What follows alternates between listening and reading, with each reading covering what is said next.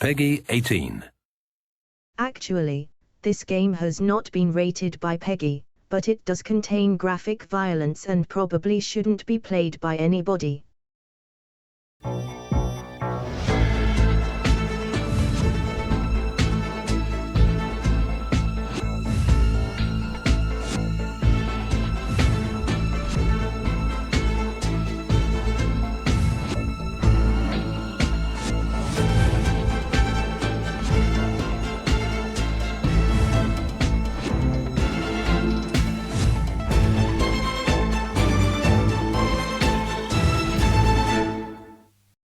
Well, I hope nobody here has a nut allergy because tonight's questions are positively, well, nuts.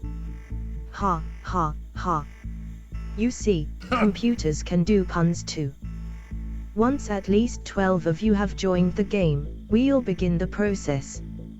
One of you will get to feast on all the purple quality street. However, 11 of you will experience a severe allergic reaction to a laser gun, and then death.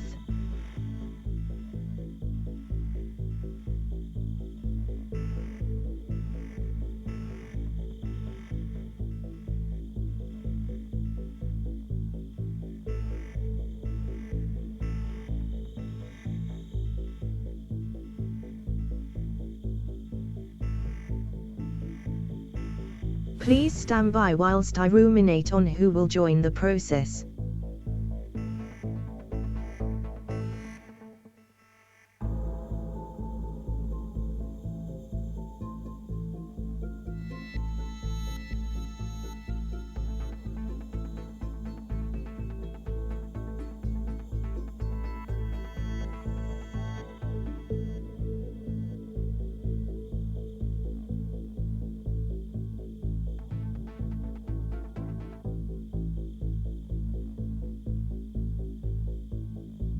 Marcini has joined the process. Bamboozle has joined the process. Matt has joined the process. Pyro has joined the process. Desertbus has joined the process. Zeus has joined the process. Shootem has joined the process. Kjbinks has joined the process. Inca has joined the process. Nando has joined the process. Mark has joined the process.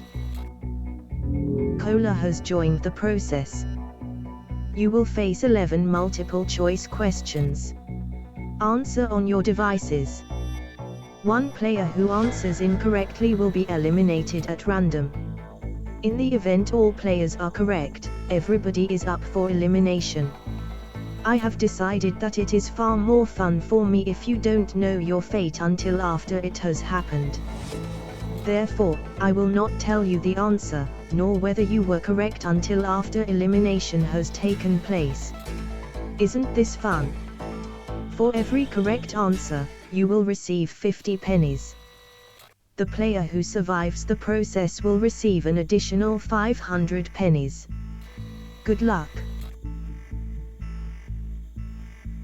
Get ready for the question.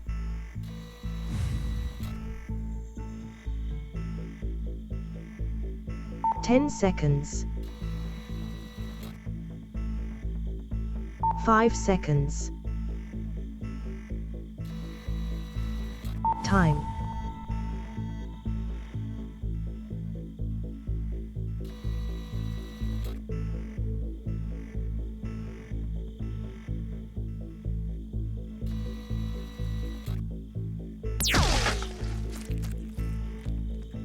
The correct answer was Pluto.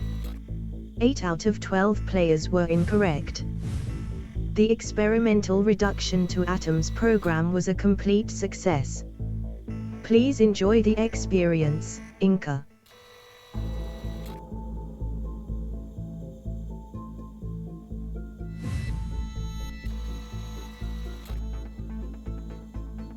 Get ready for the question.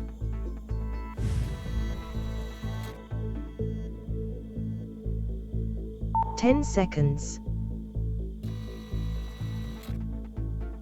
5 seconds. Time.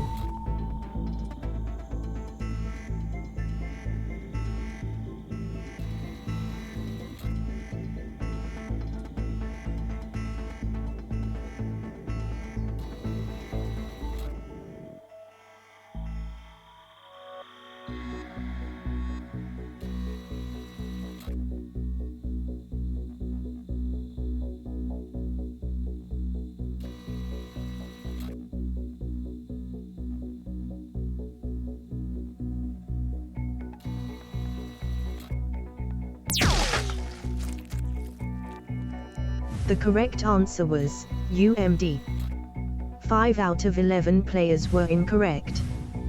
Marcini had to leave us. They will be missed.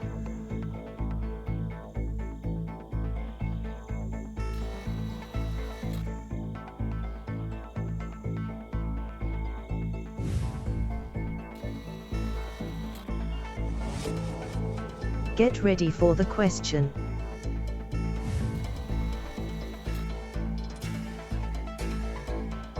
Ten seconds.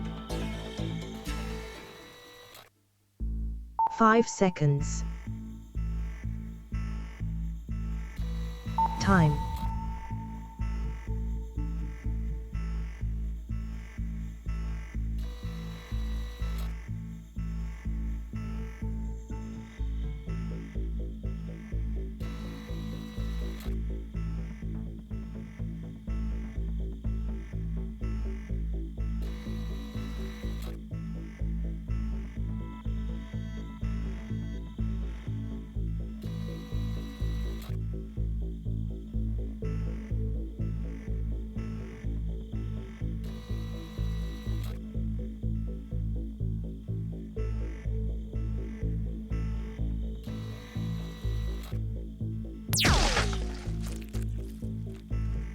The correct answer was tumbler. 5 out of 10 players were incorrect. You appear to have gotten some brains on the carpet cola. We will be billing your estate in the fullness of time.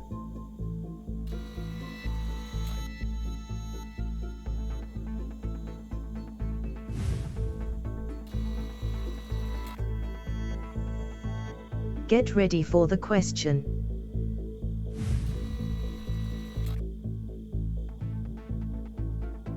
Ten seconds.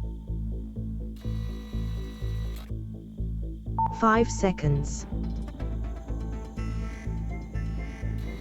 Time.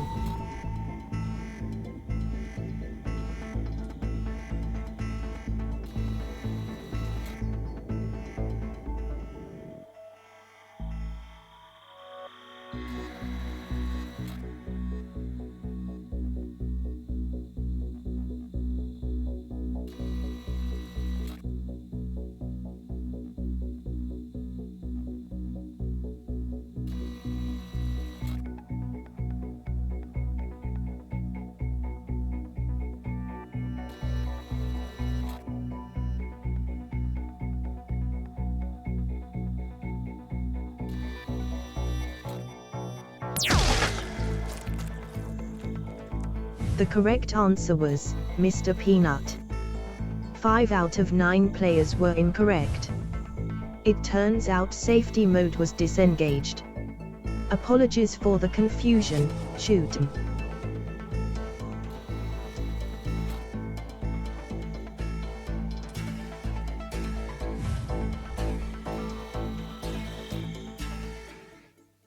Get ready for the question.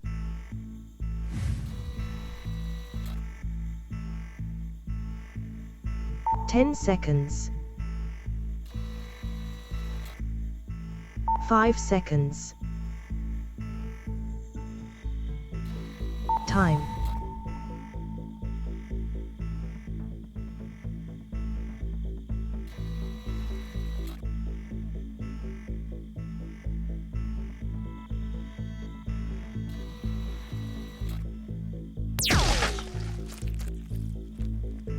The correct answer was a bag of straw.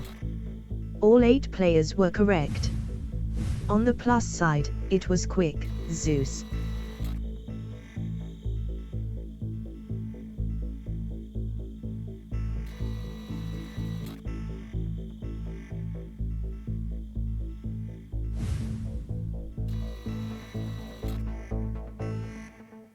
Get ready for the question.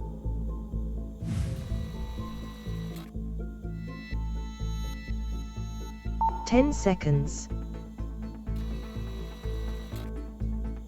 5 seconds. Time.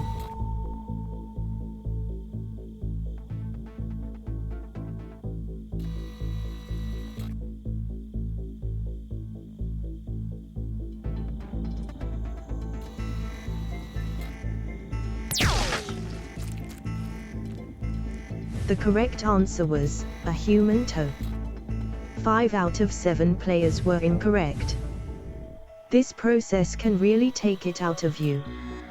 Kjbinks knows that for sure.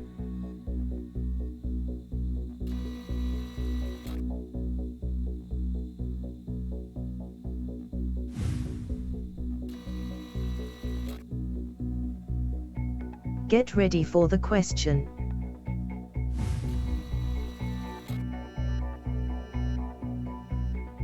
10 seconds. 5 seconds. Time.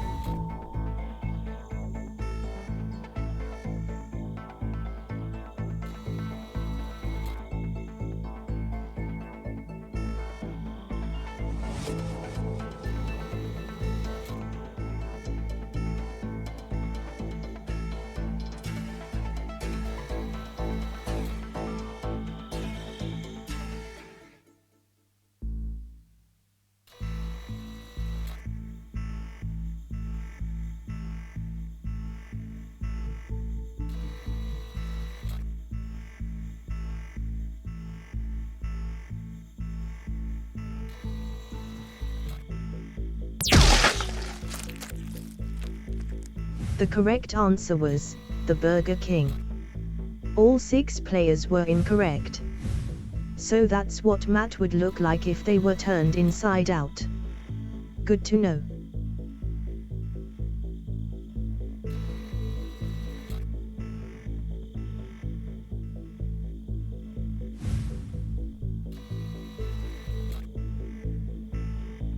Get ready for the question.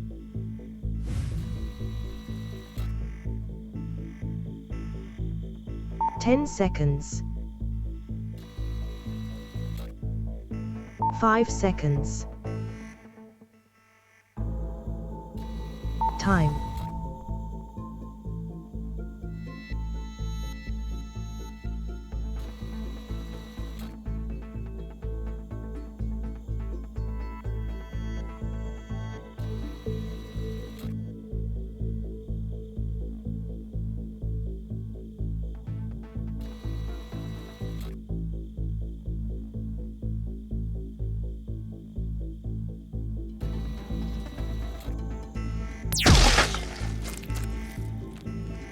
The correct answer was Dick Cheney.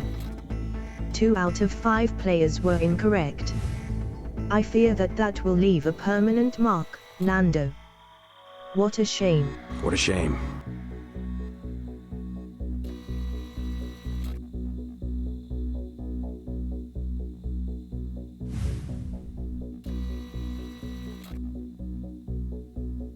Get ready for the question.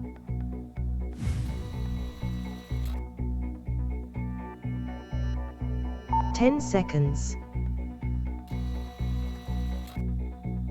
5 seconds. Time.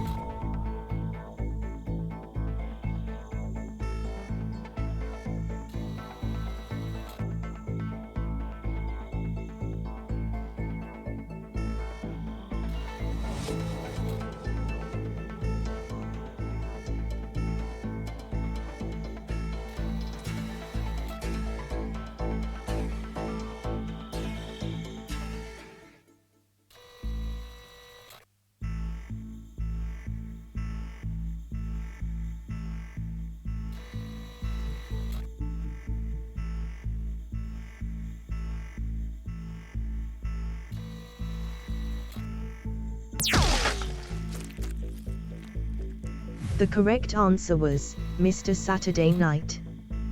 3 out of 4 players were incorrect. Bamboozle just lost £150 in 1 second. Congratulations!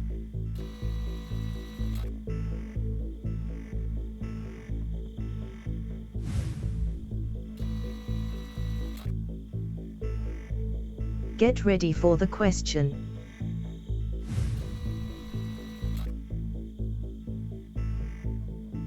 "10 seconds. 5 seconds. Time."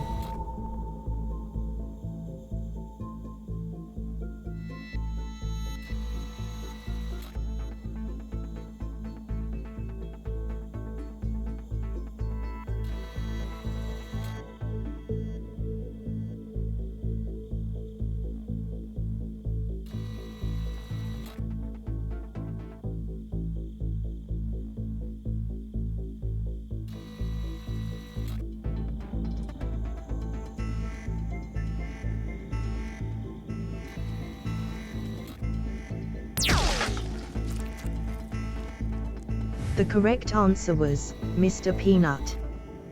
2 out of 3 players were incorrect. Thank you, Pyro, for volunteering to test the targeting system. You will be pleased to know that it still works.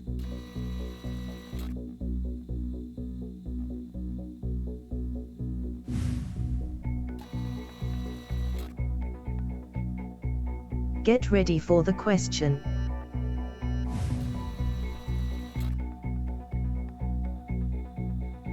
"10 seconds. 5 seconds. Time."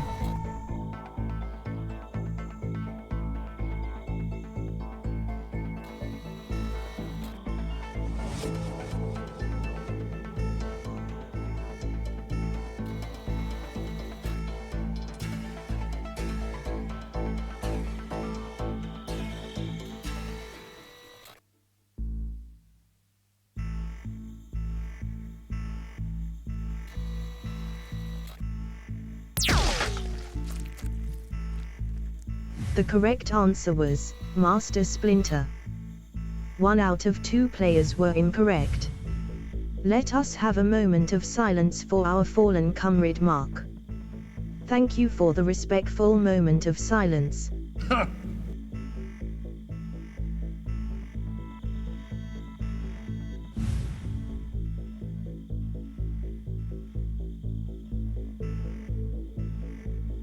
Congratulations to Desert Bus, you have been awarded 500 bonus pennies. Many thanks to Clivy of Legend for that seriously nutty game. Honestly, these puns just write themselves. Until next time, thank you for playing Crossfire. Goodbye.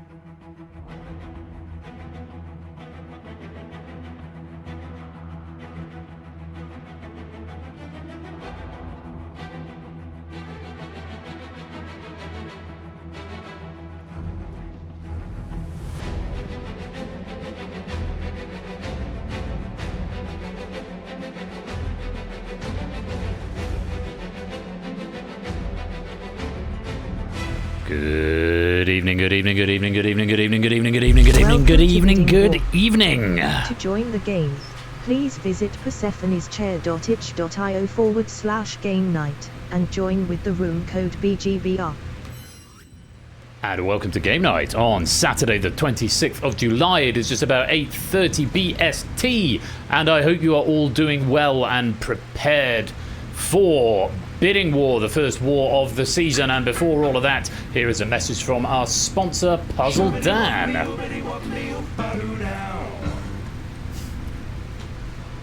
Prepare the war paint because it's time to go to War Quiz War. Ben, good evening to you, sir. Good evening to you as well, Puzzle Dan. Thank you very much for the 51-month subscription. I hope you're doing well, my dude. Great to have you with us. Thank you for that tremendous support. And yes, time for some quiz war, a biddingy, quizzy sort of war. Very many congratulations to JR, first of all, on surviving Crossfire, and very many thanks to Clive for writing the very nutty questions, as well as to Stimpson's Angle for proofing it. I have got a squirmy dog here if anyone wants to see. Oh, and he's gone. Come on. Oh, goodness me. You didn't quite make it all the way up, did you? There he is. Hello. Hello. Have you come to play war?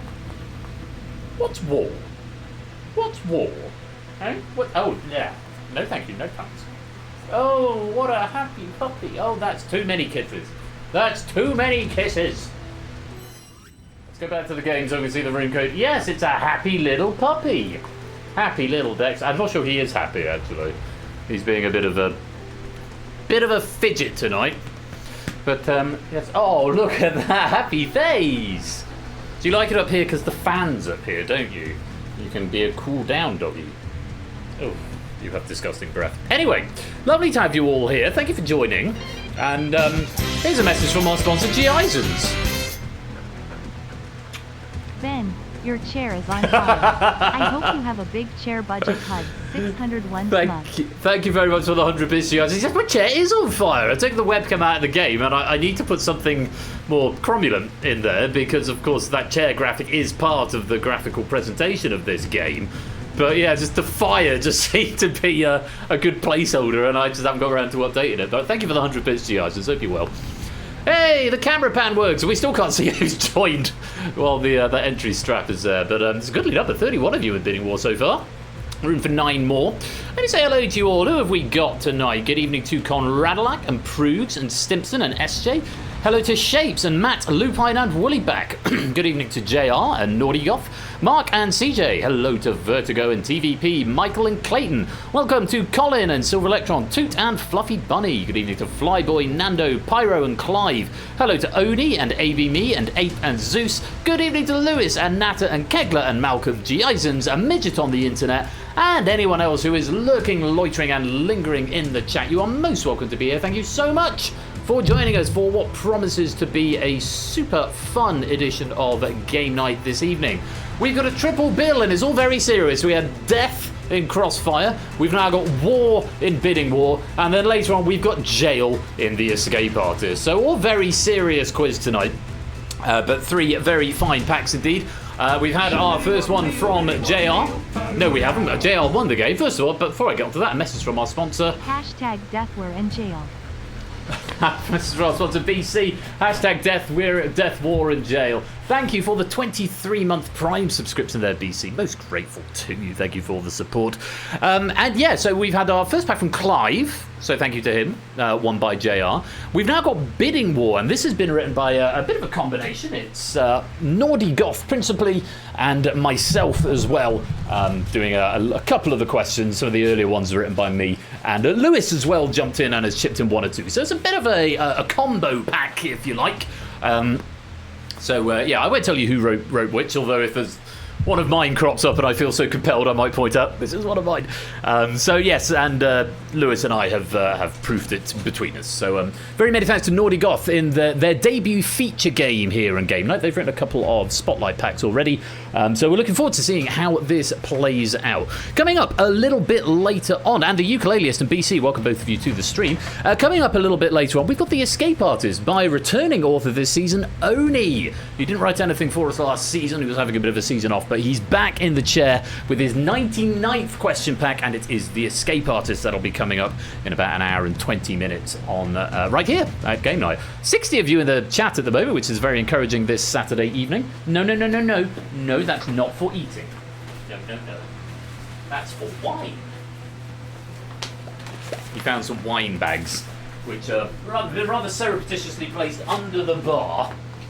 So he's decided he's going to chew on them, as he does, because he is a dog.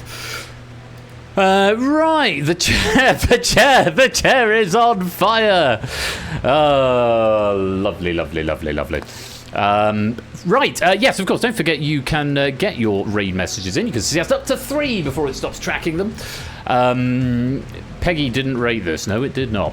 I'm going to give you another minute or so, and then we will begin our first feature game of the evening. The Escape Artist, written by Naughty Goth and myself and Lewis. Various ratios. In the intro, don't forget you can come and join the Discord if you... That's not for eating. Trivia Inferno. Yes, it is a bit of a Trivia Inferno tonight, isn't it?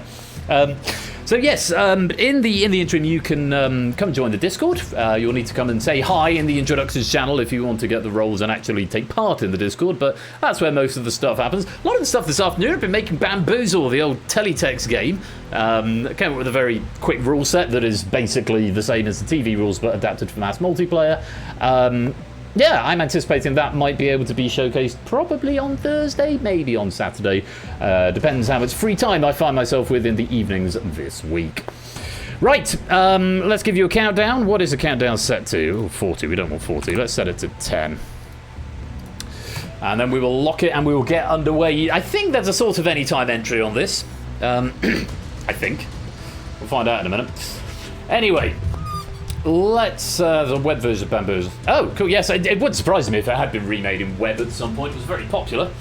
And there goes the hype train, level 1. 69%, nice! 2 gift subs on 100 bits. Thank you for the generosity. And that finishes right on time to begin our war, our bidding war tonight, written by a triumvirate of authors, principally Naughty Goth, and also myself and Lewis. Let's lock that lobby. And reveal the instructions for how to play. Round 1. Opening Gambits. In opening gambits, you will face 5 questions. Before each question, category will be shown. Based on that category, you need to bid from 1 to 3 points, up to a maximum of your current score. I've given you all 10 points for nothing, so you've got something to start with. Abstention will cause a default bid of 1, so do press something, otherwise you will be bidding anyway. 8 seconds to place each bid. Answer correctly, and you will earn your bid. Answer incorrectly or abstain from answering the question, you lose your bid. 15 seconds to answer each question. If you run out of points, you are out of the game. Simple as that. Very best of luck. This has had... Oh, Puzzle Dan, welcome on in. This has had some changes. I think it had some Unicon changes, so there might be some extra information that you get. I can't remember if I put anything else on the graphics. I'd have to go and look at the list, TM. It's had a couple of changes, and I'm hoping things work now. And there were some things that I left as testing, which I'm hoping just pan out tonight. I guess we'll find out. Anyway, that's how to play, and hopefully you'll have a good time. There you all are. As I roll the mouse over you, we can see your avatars, even if you can't see your names. Hopefully you know where you are. Let's get on with the quiz. Let's play. First question, category, coming up. Get ready for the category. The category is pop music. Pop music. I've certainly got more information on my screen here, so I can tell you that you can bid a maximum of 3 on this question. Get ready for the question. Okay, here's a question, 15 seconds. Featuring on her 6th studio album, Reputation, the track Look What You Made Me Do was the first of 4 UK number 1s for which American artist?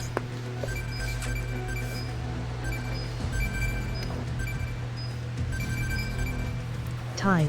And that is time. Hopefully most of us getting at Taylor Swift, released August 24th, 2017, following an approximately year-long hiatus due to the controversies that affected Swift's public image in 2016. Wrong answers, Madonna, Megan Thee Stallion, and No Clue, and a couple of no answers as well. Everyone else going green and getting your bid, and the red podiums, you're going to lose your bid. Well done there. Taylor Swift. On to question 2. Category is... Get ready for the category. The category is games consoles. Games consoles, or indeed games consoles, if you prefer. Time. And that's your time. Good range of bids. 1s, 2s, and 3s coming in. Get Let's ready take a look for at the question. Originally released in Japan in 1988, what name was given to the 16-bit console Sega Genesis outside of North America?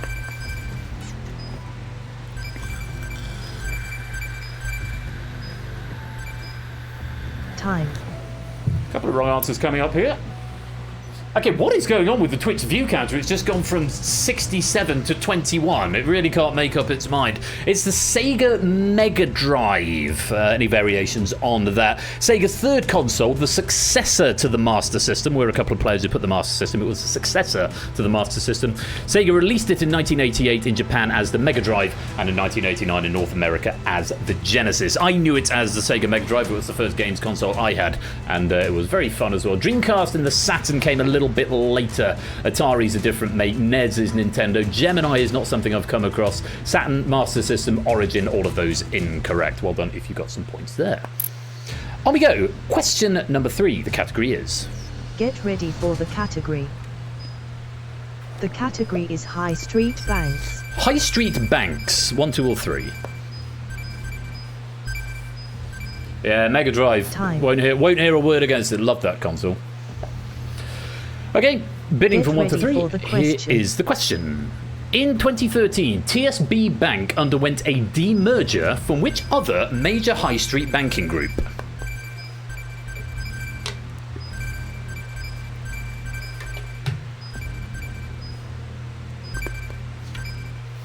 Time. That was Lloyds Bank, formerly Lloyds TSB. This was in 2008 during the financial crisis. Lloyds TSB acquired HBOS, Halifax Bank of Scotland. However, the acquisition led to significant losses, prompting the UK government to take a 43.4% share in Lloyds Banking Group.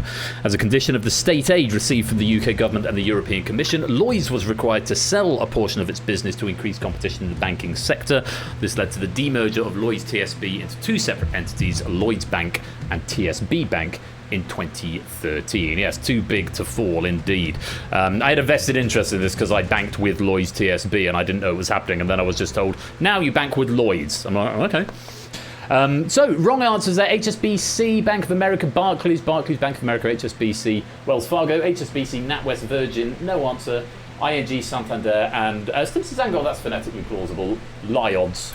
Yeah, you can have that. Lloyds was the correct answer, or Lloyds Bank. Well done if you got some points. On we go. Category number 4. Doesn't look like anyone is in danger of dropping out just yet. Let's take a look and see what this category brings. Get ready for the category. The category is Celebrity Dogs. Celebrity dogs. The answer will not be Dexter. He's sleeping under the bar at the moment with his bags Time. that he found. Mission 1 to 3 coming in. Let's take a look at the question. Get ready for the question. A former Britain's Got Talent winner, Ashley, partnered with a Border Collie Bichon Frise Chinese crested cross, a dog who shared his name with which charity mascot? So the answer's not Dexter, JR. Time. Pudsey, or Pudsey Bear was the answer, yeah. Pudsey the Bear is the mascot for BBC Children in Need. Ashley and Pudsey won the 2012 series of Britain's Got Talent, winning £500,000, I believe. It was the only series that won £500,000. Prior to that, the prize had been £100,000, and subsequent series have been £250,000, I believe. So yes, they won £500,000. Pudsey sadly passed away in 2017, though Ashley is still performing with one of her other show dogs, not a replacement for Pudsey, but its own entity, and perform in memory of Pudsey the dog. Wrong answers. Mr. Bobby Einstein. I said it wasn't Dexter. UNICEF RCA. No answer. FK if I know. Okay.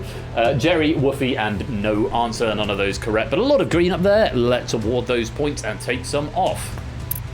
What is happening with the Twitch viewer counter? Streamlabs has got it. It's fine on broadcast. Solid, consistent 66. That's nice. But 32 if you're watching on the stream. How about that? Anyway, one final question in this round. Let's take a look and see what the category is. Get ready for the category. The category is Hobbies and Pastimes. Hobbies and pastimes. You find a chance to get some points in this opening round. 1, 2, or 3. Time. And there's a good range in there. Here comes the question. Get ready for the question. Sharing its name with an oft-memed 2004 German-language war film, which Milton Bradley game sees opponents turning dials in an effort to get their counters to the bottom of a vertical board. Time. That's Downfall. So yeah, it was on a vertical board. You had to turn dials to move counters from one thing to the next, but it also turned your opponent's wheel, which had a different layout. Great game. Spent a lot of time playing that as a child. Downfall, the film, Der Untergang, starred Bruno Ganz, the late Bruno Ganz as Der Führer. The scene where he essentially receives the news that Germany has lost the war is often parodied by re-subtitling the dialogue, usually to reflect somewhat mundane but no less disappointing real-world events. Fegelein, indeed. That is the one in question. What if you're getting that one wrong, actually? Nim, Stat, Key, no answer. Enigma, no answer. Sorry, Enigma, no answer. Down, turn, very close bend, but not the one. Shoots and ladders, concentration. No answer, no answer, no answer, no answer, no answer. Kaplunk. That's the other game I played as a kid, but not that one. No answer, no answer, no answer. Plinko, and no answer. So let's resolve those scores and check them out at the end of round one. End of round one. So no casualties in this war so far. Still got 34 players. 9, yeah, that's the one. Still got 34 players in this game. A good range of points, which don't debug to me. So I'm just going to have to go through and see. JR looks like they might be. Oh no, Clayton on 4, JR on 5, Flyboy on 6. ABB on 7, so some low scores. But we've got some high scores as well. Who's that up on 25 up at the top? It looks like Oni to me. Is that the maximum you can get? No, you can be up to 35 on this. 25 plus 10. But it looks like Oni may have the lead on 25. Ralph also on 25 there. Toot over here on 24. And Inca up there in the middle on 23. Those look to be the top scores at the moment, but all of that can change as we move on to round number 2. Round 2. Top Gun. It's Top Gun, and in this round you will face 10 questions. Gameplay's the same as round 1, except the maximum bid will increase by 1 with each question, starting at 5. So 5 for the first question, then 6, then 7. You can only bid as many points as you have, however.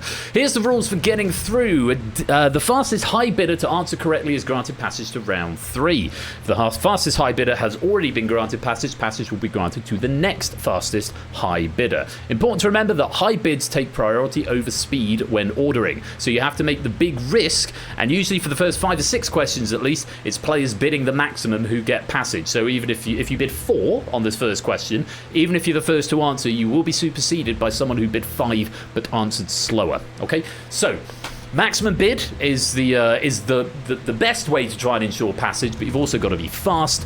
But of course, maximum bid means maximum risk, and if you run out of points or fail to obtain passage to round 3 by the conclusion of the final question, you will be eliminated from the game. So we've got 34 at the moment. By the end of this round, we will be down to 10 or possibly even fewer than that, because it is possible for nobody to obtain passage on any particular question. So things are going to heat up. We are going to lose over 2/3 of you, I should say, over the course of the next 10 questions. So could be time for some high-risk strategies. I will leave the strategizing up to yourselves. But it's Top Gun. Bidding from 1 to 5 on this first question, and the category is... Get ready for the category. The category is gym equipment. Gym equipment. Bidding from 1 to 5. Oh, it says maximum 4 here. Okay, that's a bug. Let me write that down. Time. Max a bid. Okay, I'll read the question first and then I'll write it down. Which common piece of gym equipment was introduced prior to the invention of powered machines and was originally designed to harness the power of humans or animals to grind grain?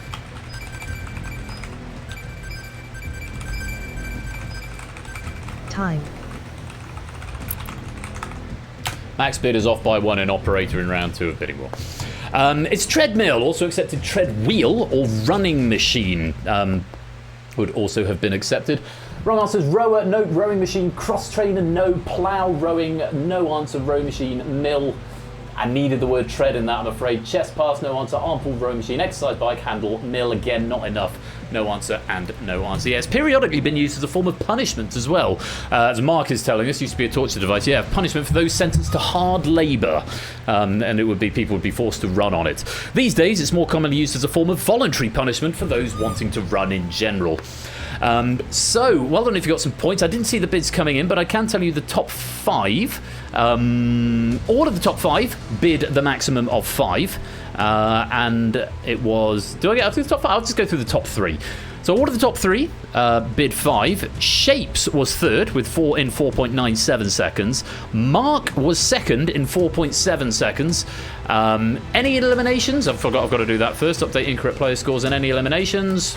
Clayton, you have been eliminated. Clayton, you've been eliminated. Your war is over. Thank you very much for playing.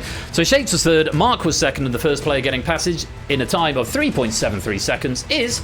Passage has been granted to Clive, with a bid of 5 and a response time of 3.73 seconds. Here my name keep going up in the misses. Well done, Clive. You are the first player to gain passage to the next round. We've had 1 casualty and 1 passage. Remember, once you've gotten passage, you must keep answering, because if you choose to just abstain, you're going to lose 1 point per question for the remainder of the round. So make sure you keep hold of some points, but don't just wander off and go make a cup of tea at this point, Clive. Otherwise, you're gonna lose 9 points over the next 10 minutes or so. Let's go on to question number 2, and the category is... Get ready for the category. The category is religious sects. Religious sects. Oh, hello. Here comes a big raid. Welcome in Flarge and Lounge. I'll talk to you all in a minute. Thank you for that raid. Here comes the question. Welcome on in, Raiders. The Catholic institution Opus Dei was central to the plot of which 2003 mystery thriller by Dan Brown?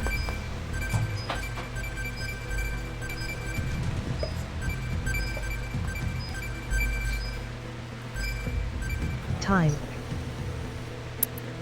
And that is time. The answer is the Da Vinci Code. Before I give you the notes on that, Flarge, my brother, thank you very much for that raid. And Dexter's so excited he's come to see you. Come on, come and see Flarge. You see Flarge in Lounge? Has he come to raid us? Flarge, bro, how was stream? Thank you for that raid. Dexter, let me give a shout out to Flarge in Lounge. Shout out. Flarge in Lounge. Flarge is a Vice City speedrunner, and he's a top guy. Go give him a follow. Twitch partner, and currently in the middle of his Flarge Fest, which is why he's streaming on a Saturday. Mate, thank you very much for that raid. If you're joining us from that raid, welcome to Game Night. I'm Royal Flush. We play interactive quiz shows on Thursdays and Saturday nights here at 8 PM BST at Game Night. We're just in the middle of a game of Bidding War, which has been written by Naughty Goth, myself, and Lewis. If you want to join in the game, you will need the Universal Controller and the room code, which can be found there and there, respectively. Enjoy the trivia, enjoy the quiz, and Flarge, thank you very much again for that raid. Back to the question. The answer was the Da Vinci Code. Yeah, founded in Spain in 1928 by Jose Maria Escriva. Its stated mission is to help its lay and clerical members seek holiness in their everyday occupations and societies. Their portrayal in the novel sparked significant controversy. Wrong answers coming in. Pass, no answer. Angels and Demons, Jackal, no answer. Angels and Demons and Jamestown, all of those incorrect. So, any eliminations, computer? No eliminations on that question, and I can tell you that the top 5 all bid the maximum of 6. In 3rd place, once again, Lupine, 6.94 seconds. Were you 3rd or 2nd last time? I can't remember. 2nd place in 4.59 seconds was Oni, but the fastest player in 3.82 seconds and a bid of 6. Passage has been granted to Mark, with a bid of 6 and a response time of 3.82 seconds. What a mark! You are through to the next round. Remember, keep playing, because if you run out of points, you are still in live play, and if you run out of points, you will still be eliminated. Very well done, everyone who is still in. Let's go on to our next question, and the category is... Get ready for maximum the of 7 available here. The category is Common Tools. Common Tools. The answer is not Nigel Farage. Time.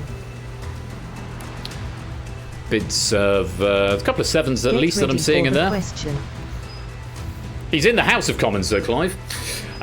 Here we go. American businessman Henry F. Phillips is best known for his contribution to the development of which type of common household tool?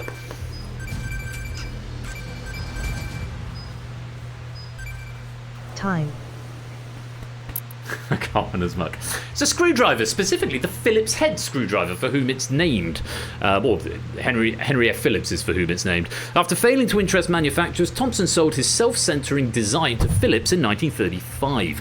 Phillips formed the Phillips Screw Company in 1934. After refining the design for the American Screw Company of Providence, Rhode Island, Phillips succeeded in bringing the design to industrial manufacturing and promoting its rapid adoption as a machine screw standard. Yes, Flies Lounge, welcome to the stream as well. So you've just come up on my chat thing that I didn't click. Top 5 all bid the maximum of 7, and in third place, is definitely in third place again, Lupine won in 4.12 seconds. Second place with a bid of 7 in 3.8 seconds was Inisk, but with a bid of 7 and in 3.61 seconds getting Passage. Of 208, sorry, you have been eliminated. ABB, you've been eliminated as well. Sorry, my bad. 3.61 seconds and a bid of 7 getting through to the next round is... Passage has been granted to Nando, with a bid of 7 and a response time of 3.61 seconds. Well done, Nando. You are through to round 3, assuming you can keep a positive score. He is a lovely dog, isn't he, Fly? Sorry, I've just seen your message there. Yes, he's a very good puppy. This is Dexter, and he's helping me host tonight, apparently.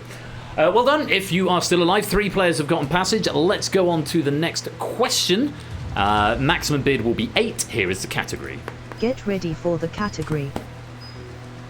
The category is periodic table. Periodic table.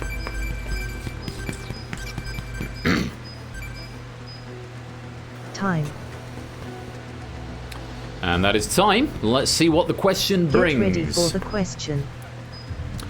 The carbide of which element, whose single-letter chemical symbol does not appear in its English name, plays a key role in the metalworking industry?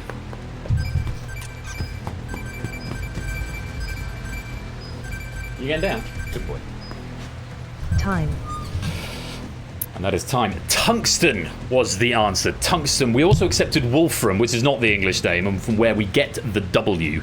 But yes, tungsten was the answer. Chemical symbol 70. Atomic number 74, 72, something like that. From Group 6, it's transition metal, and it's remarkable for its robustness, especially the fact that it has the highest melting point of all known elements, melting at 3,422 degrees Celsius. Very hot indeed. Let me check some answers, because there were a couple that I need to check. Potassium is K, iron is Fe, iron no answer, E no. W, I don't think I can accept W on its own unless the question, carbide of which element whose single letter chemical symbol does not plays a key. Carbide of which element? We're after the element, not the symbol, so I don't think I can accept W, Woollyback, unfortunately. How do you know it had the highest melting point? Because I looked it up during the research of the question. No answer from cola, no answer potassium, chrome, iron, platinum, iron. Oh, I thought I saw someone say something that could have been correct. I thought it was cola, actually. No, I guess not. Did I dream that? Or did it just mark it correct? No, that's not for eating. Oh, it's cola on screwdriver. Did that mark you wrong, Cola? Sorry about that. I saw that as it came in, and I thought I must mark that correct, and then I got distracted by rat. I'm really sorry about that, Cola, if that's affected you at all. Sorry. I'll I mean, if I could condone this one for you, but you didn't bid anything. That's the problem. So if you don't know the next, we can't really do. I could condone something for you if you happen to bid the same amount of points, because I feel bad for that, because I missed that. If you can fix it, he'll come house here for you. I'd appreciate that. Anyway, I'm rabbiting on. Let's find out. Anyone going home? FLYB0Y1. Cola, you have been eliminated. Well, that rather puts a pin in my. I'll give you the points back later, Cola. Oh, mate, I'm so sorry about that. That's on me. I'll give you lots of pennies to make up for it. I'm really sorry. Please do continue to play in the background game, though. Sorry to you're distracted. I'll give you some points now. But Flyboy Cola, thanks very much for playing. But for now, your war is over. So third place. Order the top 5, bid 8. Third place, 7.62 seconds was Oni. Second place, 6.66 seconds, number of the beast there, was Lupine. He's getting closer, but with a bid of 8 and a response time of 4.67 seconds, getting passage to the next round is... Passage has been granted to Big Burger. with a bid of 8 and a response time of 4.67 seconds. Big Burger, aka 8 Minky, very well done. Passage has been granted to you. We will see you in the next round. Oh, pontificide.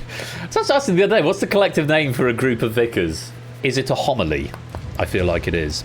Right, we're going to go on to the next question. Fingers on devices up to a maximum of 9 on this question. Here is the category. Get ready for the category.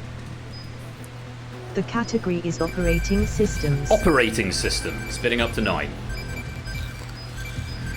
Paper side sounds about right. Time. Okay, let's see what the question Get brings. ready for the question.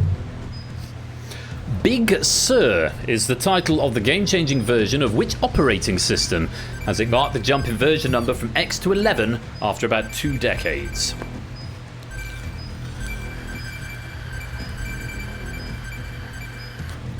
Time. There are a few condones I need to do on this. I am going to accept Mac. I will not accept iOS because that's for the phone. But the answer is Mac OS with or without. Anything that's got Mac in the name, I'm going to accept. So that's fine. That's fine. Microsoft, no. Mac will allow. Mac will allow. There we go. So we've got Windows, Linux, no answer. iOS, it's the wrong Mac operating software, Apple operating system, I'm afraid.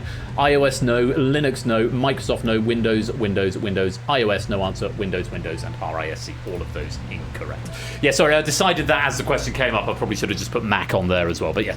Released to the public in late 2020 and named after a region along California's central coast. macOS Big Sur marked the jump from version 10 to version 11 of Apple's operating system, ending the numbering system that had been used since the Mac OS X public beta in 2000.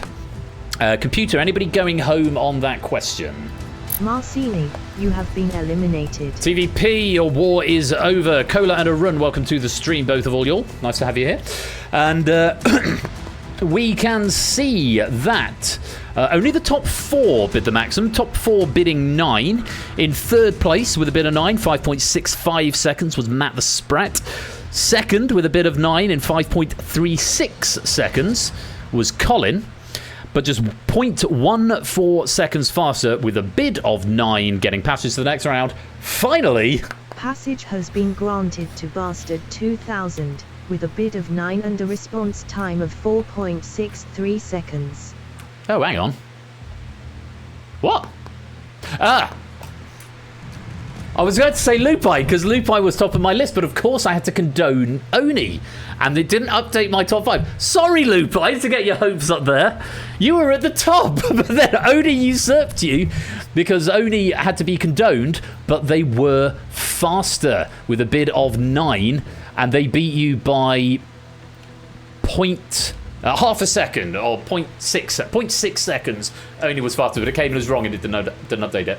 Apologies, Lupine, for getting your hopes up, but you still haven't got passage, but Oni has. Very well done. Your degree is safe, indeed so. Let's reset that question and move on. We're halfway through. We've got 5 players with passage. Let's see what the next question brings with a maximum bid of 10. Here is the category. Get ready for the category. The category is hit video games. Hit video games.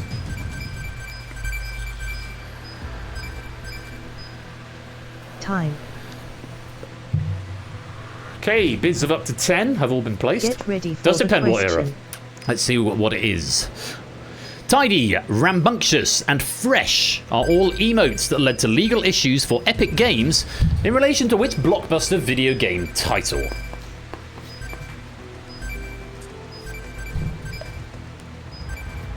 Time.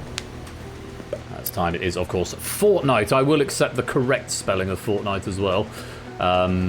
Fortnite, which is the English spelling. I think that's the only one that came in. We've got no answer GTA, no answer Among Us, no answer Fall Guys, no answer PUBG, no answer, and no answer, yes. Fortnite. Tidy comes from Snoop Dogg's Dance Moves in the I don't know why I said dance moves like that. Dance Moves in the 2004 music video for Drop It Like It's Hot. Rambunctious copies a dance done by Will Smith's character in The Fresh Prince of Bel-Air, and Fresh is inspired by the famous Carlton dance created and performed by Alfonso Ribeiro in the same show. I feel Cola would have got that. I should bring him back into the game, really. Tidy, rambunctious, and fresh. Solomon Dudley, welcome to the stream. Great to have you here. Computer, any eliminations there? I fear there may be two. Two players going home. Oh dear for them. Solomon, Saturday Mole, you have been eliminated. Solomon and Natty, your war is over. Thank you very much for playing. Do continue in the background game. All of the top 5 did bid the maximum of 10. There was one condone from Stimson's Angle. I'm checking to see if that affects things. Doesn't. Stimson's Angle did bid 10, so it might affect things, but let's find out. Third with a bid of 10, 4.6 seconds, was the Lupine one. Second, bid of 10, 4.3 seconds, Matt the Sprat, but 4.01 seconds with a bid of 10 and getting through to the next round is... Passage has been granted to Ben, with a bid of 10 and a response time of 4.01 seconds. It's Ben! Congratulations, you're through to the next round. Don't forget to keep playing if you want to keep your seat. Very well done. Right. On to question number 7. Blue lights if you're through. Maximum bid is going to be 11. Let's see what the category brings. Get ready for the category. The category is car makers. Car makers. Bids of up to 11. I'm seeing a lot of 11s coming in already. Time. Quite a few 11s there. And Silver Electron, I'm not sure what's going to happen to you now. We'll find out, I guess. Get ready for the question. Here's a question. A controversial rebrand of which luxury automobile manufacturer is thought to have been behind a dramatic drop in its monthly sales of more than 97%, according to data from April 2025? Time. That is time. The correct answer is Jaguar. Jaguar. It was Tata Motors, the parent company of the luxury car brand, reported that the brand's European vehicle registrations dropped by about 97.5% in April compared to last year. The sharp decline in sales has been linked in part to the rebranding done in November 2024 that you may remember, which included a full logo redesign and a controversial ad campaign that didn't actually show the product. Yes, the Jag. Yes, nearly a 97% drop is insane. Tesla, Kia, Tesla, BMW, Royce. No, not Rolls-Royce. I have a feeling they are sort of lumped under the same umbrella, Rolls-Royce and Jaguar. Possibly, I might be mixing up with Land Rover, possibly. Tesla, Lexus, Rolls-Royce, BMW, Fiat, Tesla, and Rolls-Royce. Tesla did drop their sales because of what Elon Musk did to X, formerly Twitter. But I don't know if it was by that much, and it certainly wasn't due to the rebrand. It was just through the owner being a pillock. So, any eliminations here? It looks like we may have one. Let's find out. The Cooley-list, you have been eliminated. The Ukulelist, your war is over. Thank you for playing. Do continue in the background game. That lobby medal is still available. Landro, oh yes, Rolls-Royce and BMW. That sounds about right. There's a Rolls-Royce plant just up the road from me outside Goodwood. I should know these things. Anyway, just 4 of the players bid the maximum of 11. Third place in 6.99 seconds, nice, was Inca. Second place in 3.34 seconds was Shapes. But with a bid of 11 in 3.16 seconds, actually, finally... Passage has been granted to Ralph, with a bid of 11 and a response time of 3.16 seconds. Yeah, Shapes, you missed out by 0.18 seconds. Missed out there, Shapes. But Ralph finally getting passage. I think he might have the high score, 81. He's finally gotten passage. I feel like he deserves it, so well done to Ralph there. And Shapes, you've... just that little bit quicker, but we've still got 3 questions to go. Let's take a look at the next category. Maximum bid is going to be 12. Here's the category. Get ready for the category. The category is Netflix series. Netflix series is. Max is 12. Time. There are a few 12s in there. Let's see what the question brings. Get ready for the question. Which 2025 Netflix miniseries starring Stephen Graham features 4 episodes, each shot in one continuous take, reflecting the directorial style employed on the 2021 film Boiling Point? I will accept any phonetically plausible answers, because this is an absolute bastard of a word to spell, as we all discovered when it became a national talking point about 6 months ago. It's adolescence. I did put one valid thing in there, alternative answer. Yeah, that's phonetically plausible. Don't know, but it sounds good. It is. I'll tell you more about it in a minute. The pit, no answer. Yeah, that's phonetically plausible. Boiling point was in the question, so it's not that. The bear, no answer, no answer. What is that, Shapes? Yeah, that's phonetically plausible. I'll let you have that. I'll let you have that.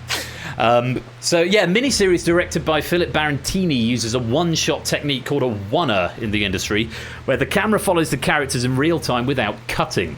Both the director and actor Stephen Graham, who plays the father, are used to this style, having worked with it before in the 2021 drama Boiling Point, which is 92 minutes long. It is an unbelievably well-made piece of television, both for the subject matter, which is very hard-hitting and very important, but also from a technical point of view. It's just an absolute marvel. If you haven't seen it yet, I cannot recommend it enough. It is unbelievably good. The Emmys are coming up. It's probably going to win all the awards.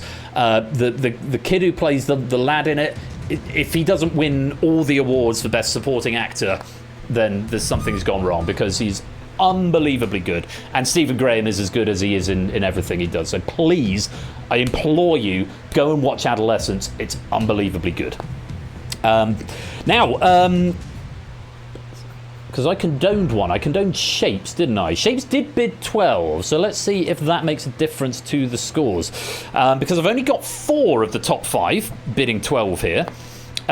We had Zeus in 11.91 seconds, Toot in 5.95 seconds, Inca in 5.15 seconds. Anyone for elimination? Silver Electron, you have been eliminated. Yes, Silver Electron, thank you for playing, but your war is over, and I must remember to click that button before going through the scores. So yeah, Zeus 11.91, Toot 5.95, Inca 5.15. It hasn't logged Shapes', so is it going to be Inca or is it going to be Shapes going through on this question? It's going to be... Passage has been granted to Shapes, with a bid of 12 and a response time of 3.98 seconds. 3.98 seconds. It was Shapes who got it in just under 4 seconds. Very well done. With a maximum bid, getting it on the condone. Shapes, you are through to the next round. Congratulations. With 2 questions to go, we've still got lots of players who have not gotten through yet. There could be a lot of default eliminations here. The maximum bid on the next question is going to be 13. Let's take a look at the category. Get ready for the category. The category is football moments. Football moments. I will warn you, Time. I need the surname or the full name, not the nickname. Get ready for the question.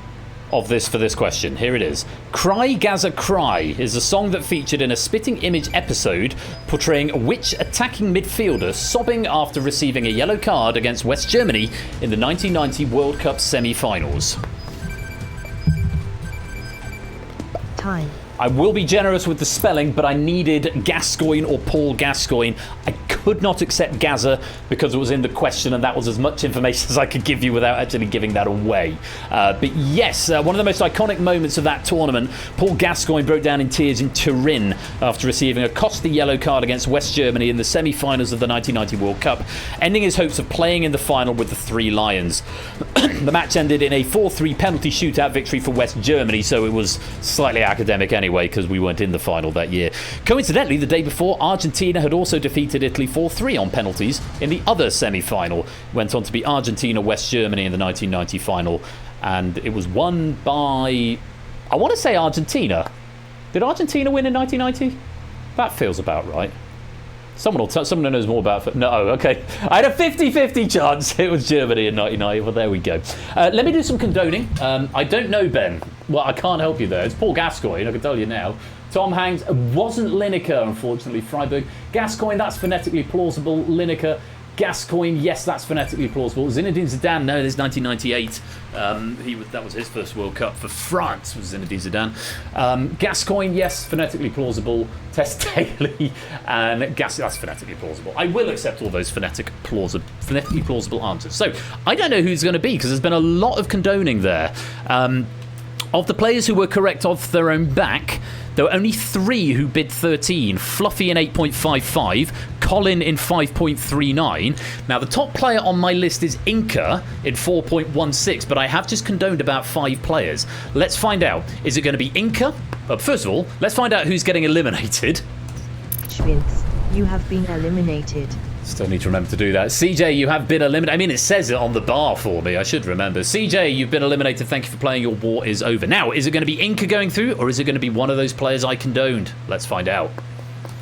Passage has been granted to Inca, with a bid of 13 and a response time of 4.16 seconds. It was Inca on the penultimate question. Very well done. You are through to the next round. And as we come to the final question, where the maximum bid will be 14. We've got 1, 2, 3, 4, 5, 6, 7, 8, 9, 10, 11, 12, 13, 14, 15 players battling for one slot, including Toot on 72, Matt on 52, Colin on 36, Zeus on 33, Vertigo on 37, and various others as well. Very best of luck to you all. Maximum bid is 14, and here is the category. Get ready for the category. The category is Moguls. Moguls.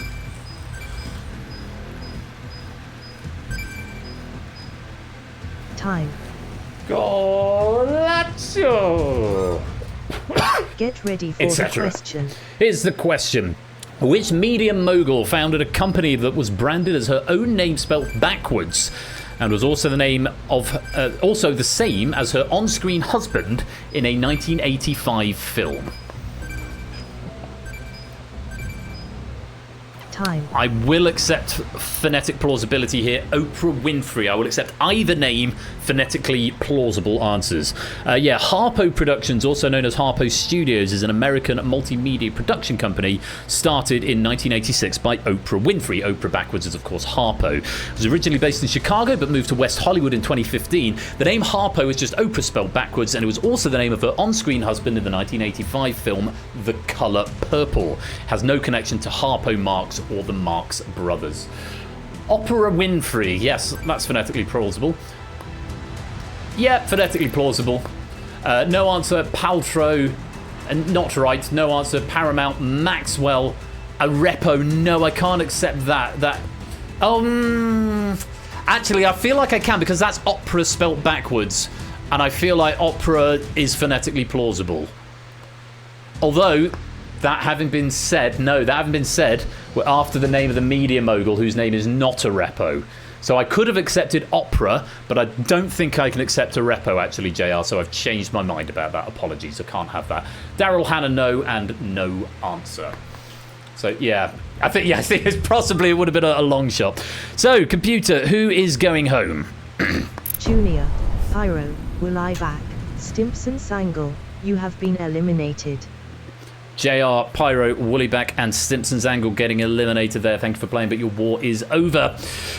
Midget on the Internet getting condoned would have been eliminated there. And of the 4 correct answers that came in before condoning, all of them bid 14. And again, I've condoned a lot, so that might change the dynamics. I won't tell you who are the players. I will go through them afterwards, just in case one of the condoned players is the fastest with 14. But let's find out. Passage, the final passage, is going to... Passage has been granted to Zeus, with a bid of 14 and a response time of 4.90 seconds. Well done, Zeus. Booking yourself that final slot. I can say Fluffy was 10.4, all of these 14 bids. Fluffy 10.48, Conradalac 8.88, Toot 8.34, Colin 7.05. So it was the condoned answer from Zeus that came in. That was good. Very well done, Zeus. You are through to the next round.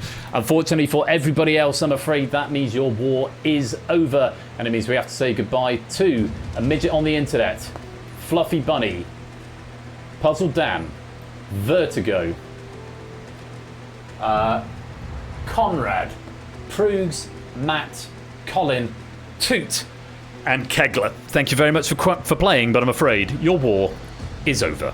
End of round 2. And so we have our 10 players going into round 3. Mark on 36, Zeus on 47, Big Burger, aka Ape on 29, Oni on 60, Ben on 48, Ralph on 103, Inca on 100, Nando on 36, Clive on 54, and Shapes on 86. But in this next round, excuse me, the swings can be very, very dramatic, and it ain't over until it's over. Let's take a look at the instructions for Survival of the Fittest. Round 3. Survival of the Fittest. You will now face up to 8 questions. Gameplay is the same as round 1, but the bid range is now unlimited with a default minimum bid of 5. If you have fewer than 5 points, your bid will default to your total points. At the end of each question, the player or players with the lowest score will be eliminated. So bear in mind, even if you are in peril at the start of the question, if somebody else goes all in and loses all their points, then you can hang on for the question. So you have to bid strategically. Remember, an all-in and a wrong answer will mean almost certain death. So do bid with caution in this round because it could be very, very swingy. Play will continue until 2 players remain. In the event multiple eliminations on a single question results in fewer than 2 players remaining, a player or players with the highest total correct count will be brought back for the final. So there is a last chance Hail Mary if you've been playing in the lobby game, but you could get back into this game if everyone eliminates themselves, or if all but one players eliminate themselves on the questions through going all in and getting them wrong. So, strategy is the name of the game. Big Burger, you are in peril. And 8 Minky, you're starting in peril as the low scorer here, 29. But there are a handful of players who are not that far ahead of you, so it's up to you what you bid. Anything between 5 and 29, or 5 in your maximum bid for all other players. The very best of luck to you all. Let's take a look at this first category. Get ready for the category. The category is Irish politics. Irish politics.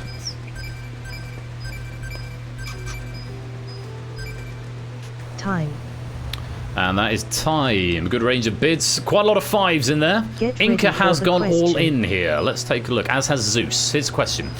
In 1983, the now retired politician and activist Gerry Adams became the prominent leader of which political party, historically associated with the Irish Republican Army? Again, phonetic plausibility will be allowed. The correct answer is Sinn Féin.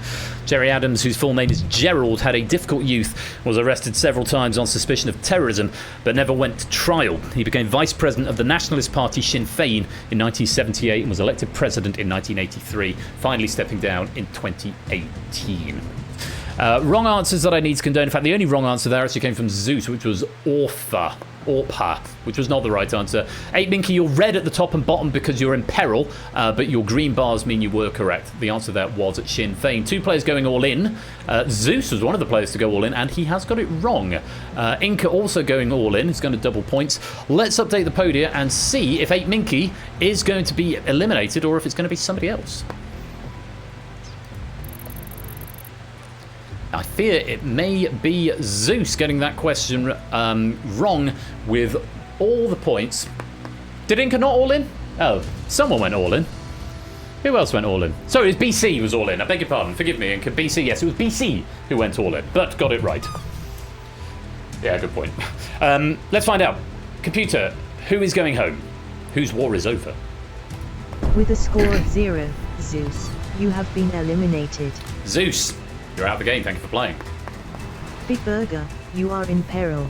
Ape, you're in peril once again on 37 this time, though Mark and Nando just 4 points ahead of you, so they don't want to relax just yet. And remember, all-ins can be very, very dangerous. So that's a good raid message. Orpa. So do bid with caution. Here is your next category. Get ready for the category. The category is TikTok songs. TikTok songs. TikTok songs. Slightly more conservative bids coming in here, though I do see an all-in from Oni. Let's see what the question brings. Get ready for the question. Initially released as part of a 2019 EP, Mary on a Cross went viral on TikTok in 2022 after it appeared in a video featuring footage from which Netflix series?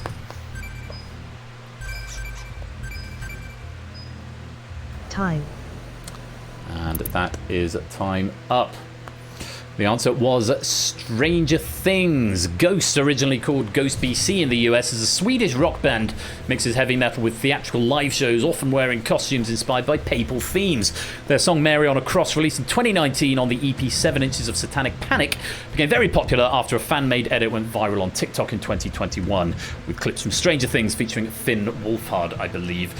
Teaser trailer for that, the final season came out last week, I think. It looks quite exciting. I'm going to have to rewatch the whole thing because it's been about 10 years since season 4 and all of the kids are now grown-ups, but there we go. Right, let me just have a quick look and see what happened. Wednesday on an all-in bid, that is not the right answer. Saltburn, Wednesday and Squid Game, all of them incorrect. Stranger Things for all the other players. Let's update the scores and see if Ape is still in peril. He's hanging on. He's got 5 points still. He's going to be in peril again on the next question, but Oni has dropped lower. He went all in and got it wrong, so I'm afraid, Oni, I think that means your war is over. With a score of 0, Bastard 2000, you have been eliminated. Goodbye, Bastard 2000. We hardly Big knew Burger, ye. You are in peril. Big Burger, you are in peril. That feels like a... Can 8 Minky suggest that as a raid message? Because that has been said 3 times now, and I think no one else suggested it. I'm only going to accept it from 8 Minky, because I've given the suggestion. So 8 Minky, you suggest that as a raid message. Big Burger, you are in peril. And I will highlight that, because I like that. There you go. Big Burger, you are in peril. And you are in peril on a score of 5. There's a little bit of a gap up to Mark on 40. Mark and Nando on 46. Let's see what the next category brings. Take a look. Get ready for the category. The category is mobile I don't know what apps. I'll wager. Mobile apps. It may not let you wager if you're on exactly 5, Ape. Time. Any all-ins there? Not that. Nando's gone all in on 46. Get ready for the question. And Ape is obviously all in on 5. Created by 2 French developers, what is the name of the social networking app that encourages users to share unedited photos with no filters, taking on mainstream photo sharing platforms? Time. Oh, looks like a tricky question. Some late answers and only 2 getting it right. Inca and Clive getting Be Real, accepted with or without the space. Be Real, created in 2020 by Alexis Barriat and Kevin Perrault, was made to be different from typical social media like Instagram and Snapchat. It focuses on being real by not allowing editing, showing follower numbers, or keeping posts up forever. The app reached its highest number of daily users, about 20 million, around October 2022, but since then, its popularity has slowly dropped throughout 2023. MyView, Snapchat, Oprah, Instagram, and Au revoir are all incorrect. Let's update the podium, because there's a lot of red up there, and see what happens to the scores. Ben hangs on, but Nando and Big Burger are both hitting 0. You've survived for 3 questions in peril, 8, but I'm afraid you can go no further. And Nando, with that risky all-in, it has not paid off. Thank you very much, both of you, for playing, but I'm afraid your war is over. With a score of 0, Big Burger, Nando, you have been eliminated. Ben, you are in peril. Ben, you're now in peril with a score of 21. Let's see if you can get out of peril. Mark is the next player ahead of you on 41. Let's see what the next category brings. Get ready for the category. The category is classical genetics. Classical genetics.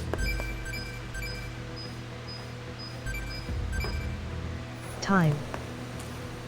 And that is time. Any all-ins there? Get ready for the question. Inca's gone all in with 90. Ben's all in with 21. The question, the opposite of dominant. What name is given to the gene type that only expresses its trait when an individual receives the same version from both parents? My favourite kind of genetics. Everyone getting that one right. Recessive is the answer. Yeah, the opposite of dominant, where the gene only expresses its trait when paired with an identical version, allele, of the same gene. No drama, all 6 players getting that one correct, but we do have to eliminate someone. No podia to update because you're all correct. Recessive is what we wanted. Ben, you were in peril, and I'm afraid because everyone was right, you are still, well, people got a bit lower, but you are still in peril on a score of 42. Thank you for playing, but your war is over. With a score of 42, Ben, you have been eliminated. On we go. Mark, you are in peril. Mark, the only player left on 2 figures, 62. Everyone else is on 3 figures and still climbing. So are they going to be conservatively, or are they going to keep climbing and climbing? Because we do need to get it down to 2. Mark, all eyes on you. Here comes the next category. Get ready for the category. The category is Greek mythology. Greek mythology. It's coming in. Time. Mark's all in. Inca's all in but 5. Get ready for the question. And the question. Hyacinthus, the stunningly beautiful mortal son of Spartan kings, was the lover of which Olympian deity?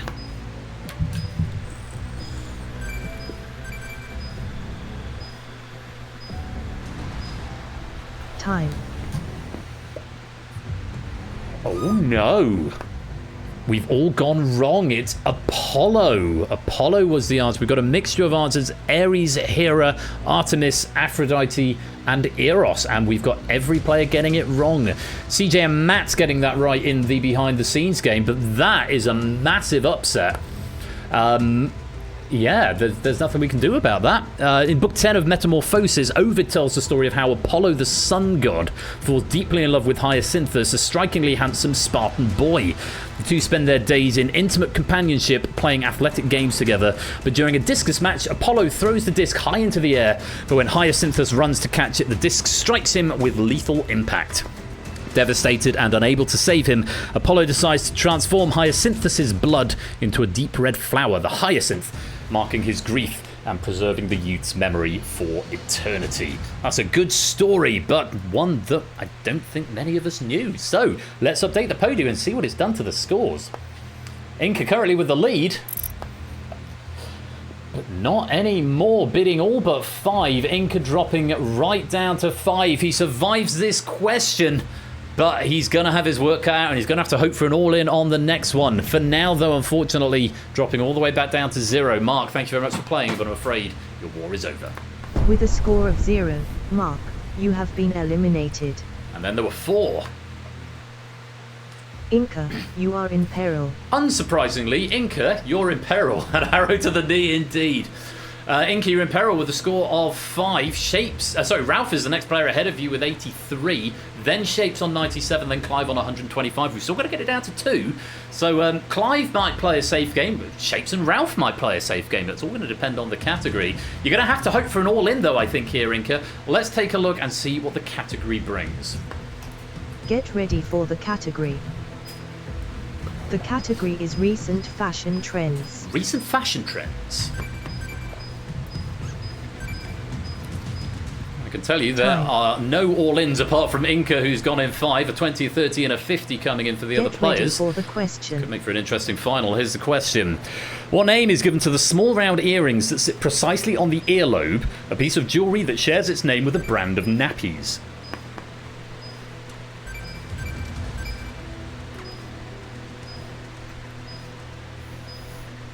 Time. 3 players getting it right. It's Huggies. A Huggy earring is a small hoop earring that, as the name implies, hugs around the earlobe. Intended for daily wear, Huggies are usually dainty and fine, although more statement-making versions can be found.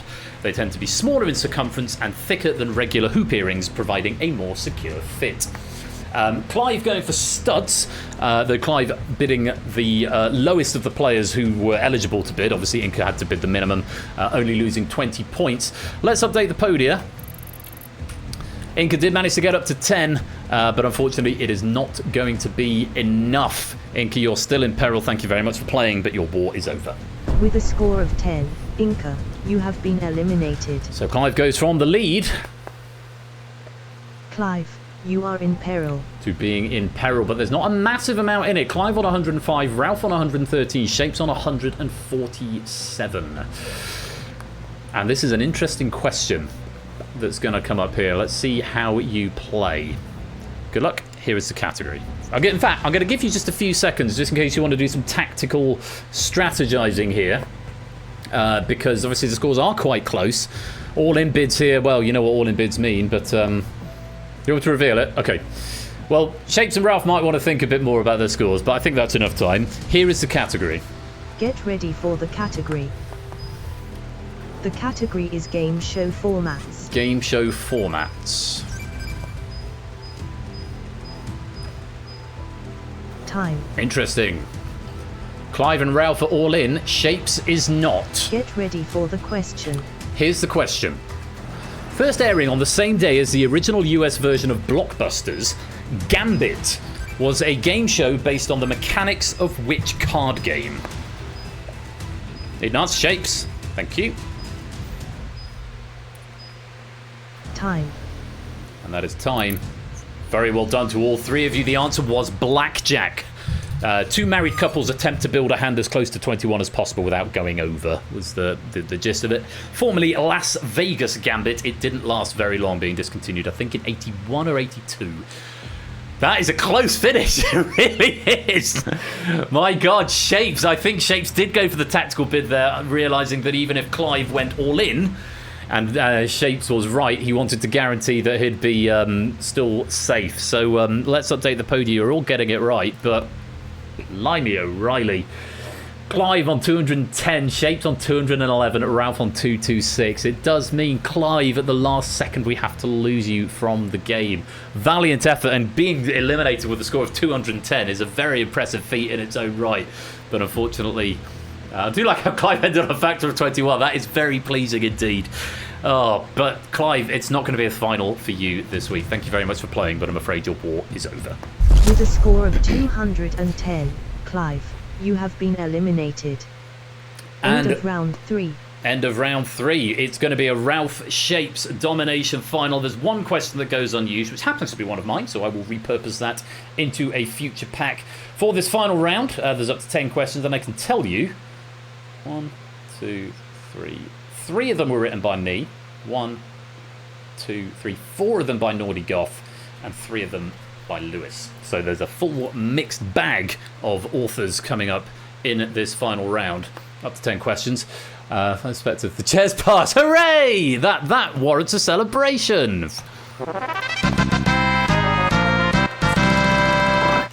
So, very well done to Ralph and Shapes. It's time for domination.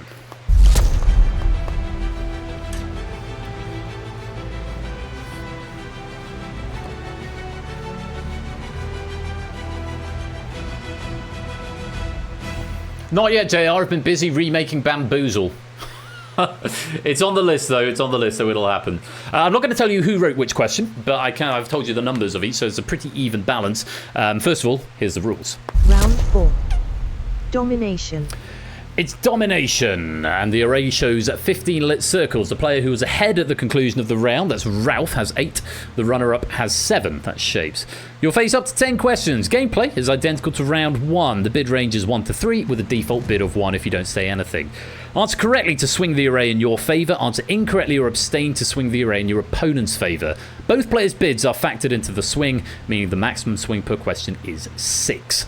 First player to swing the array entirely to their colour wins the game, and if no winner has emerged by the conclusion of the final question, the player with the most lit circles is the winner. Just before we go into this game, let's check out the medal cabinets. Lupine 1. 2 golds and 1 silver in bidding war. Shapes. 1 silver in bidding war. So Shapes going for their first gold. Clive has won a gold and a silver in bidding war. So actually, Clive, opportunity for you to win the lobby medal and collect all 3. So could have a happy ending here. Shapes really wanting his first gold. Clive really looking for his first lobby. And Lupine looking for his 3rd gold, or indeed his 2nd silver. Let's see how it pans out as we go to our first category. Ralph with the advantage. Here it is. Bidding 1 to 3. Get ready for the category. The category is record-breaking art. Record-breaking art. Lupine's in. Shapes is in. Time. Shapes on an early aggressive with a bid of 3 to Lupine's 2. Get ready for There's the question. There's potential results above on the bar. Here's the question. Portrait of Juan de Pareja, the first piece of art to sell at auction for more than £1 million, was painted by which Spanish artist?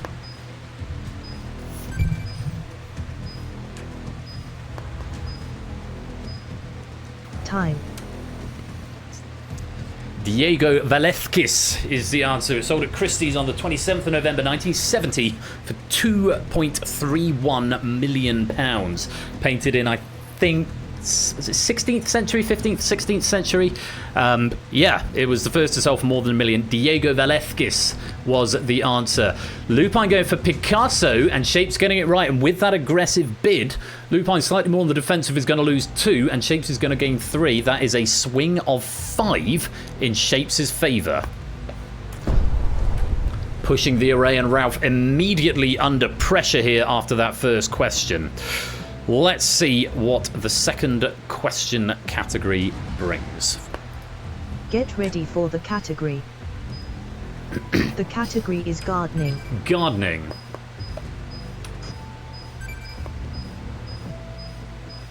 And we've got a reversal of bids here. Ralph now on the aggressive with 3, and Shapes defending with 2. Potential swings of 5. Those are the potential scores on the boards. Here's the question. Which flower of the rhododendron genus needs careful variety selection when purchasing, as the Japanese variety is appropriate for outdoor gardens, while the Indian variety is best planted indoors? I need answers. Time. And that is time, and that is a full sausage question. Neither of our hot seat nor anyone in the background game getting that one right. It's azalea is what we wanted. The Indian species Azalea indica and the Japanese species Azalea japonica, although both belonging to the rhododendron genus and being widely utilized as ornamental shrubs, vary in a few important ways. Azalea indica would generally be taller, with larger flowers and less frost tolerant. Azalea japonica, on the other hand, is shorter, more cold tolerant, and more suitable for planting in outdoor gardens. So with both players getting that wrong, Ralph is going to lose 3, Shapes is going to lose 2. It's another swing to Shapes, but only by 1 this time. A swing of 1 in Shapes' favour. More pressure on Ralph here with only 2 blue lights left as we go to our next category. Here it is. Get ready for the category. The category is theatre. Theatre. Yeah, I know a Japanese knotweed as well. It always comes up when conveyancing and buying property. Time. Same bids as before. Ralph going for 3, Shapes going for 2. Here is the question. Get ready for the question. Published in 1836, which satirical Russian play by Nikolai Gogol features a character called Klestakov in the eponymous role? Klestakov, I think. Time. Just Innis getting this right in the background game. The government inspector is the answer.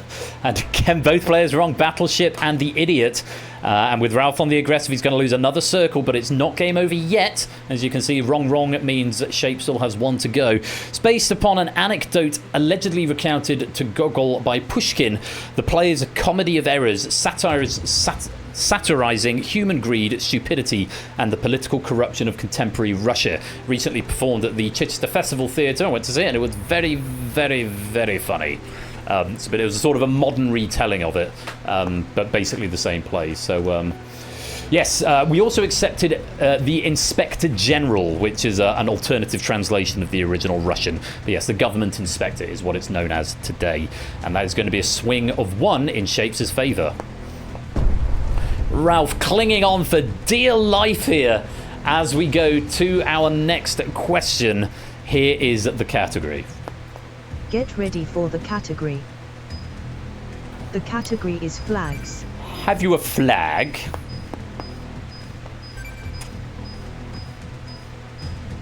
Bit of tactical going on, but they both bid 3. So only 1 outcome gives Shapes the victory. Here's the question. The 2 colours shared by the flags of all 4 countries with Guinea in their English names are red and which other?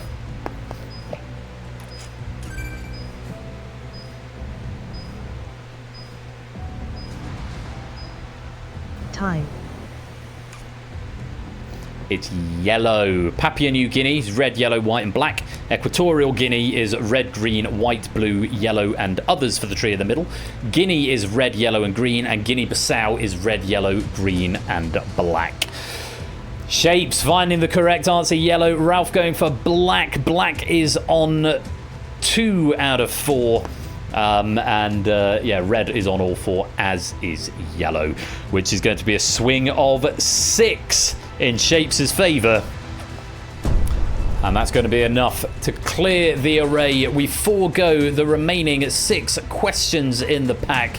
And at the end of that, it's a comeback like we've not seen before. And it's a first-time gold medal for We Like Shapes in Bidding War. Congratulations, Shapes. You have won the war. Congratulations to Shapes. You have won the war.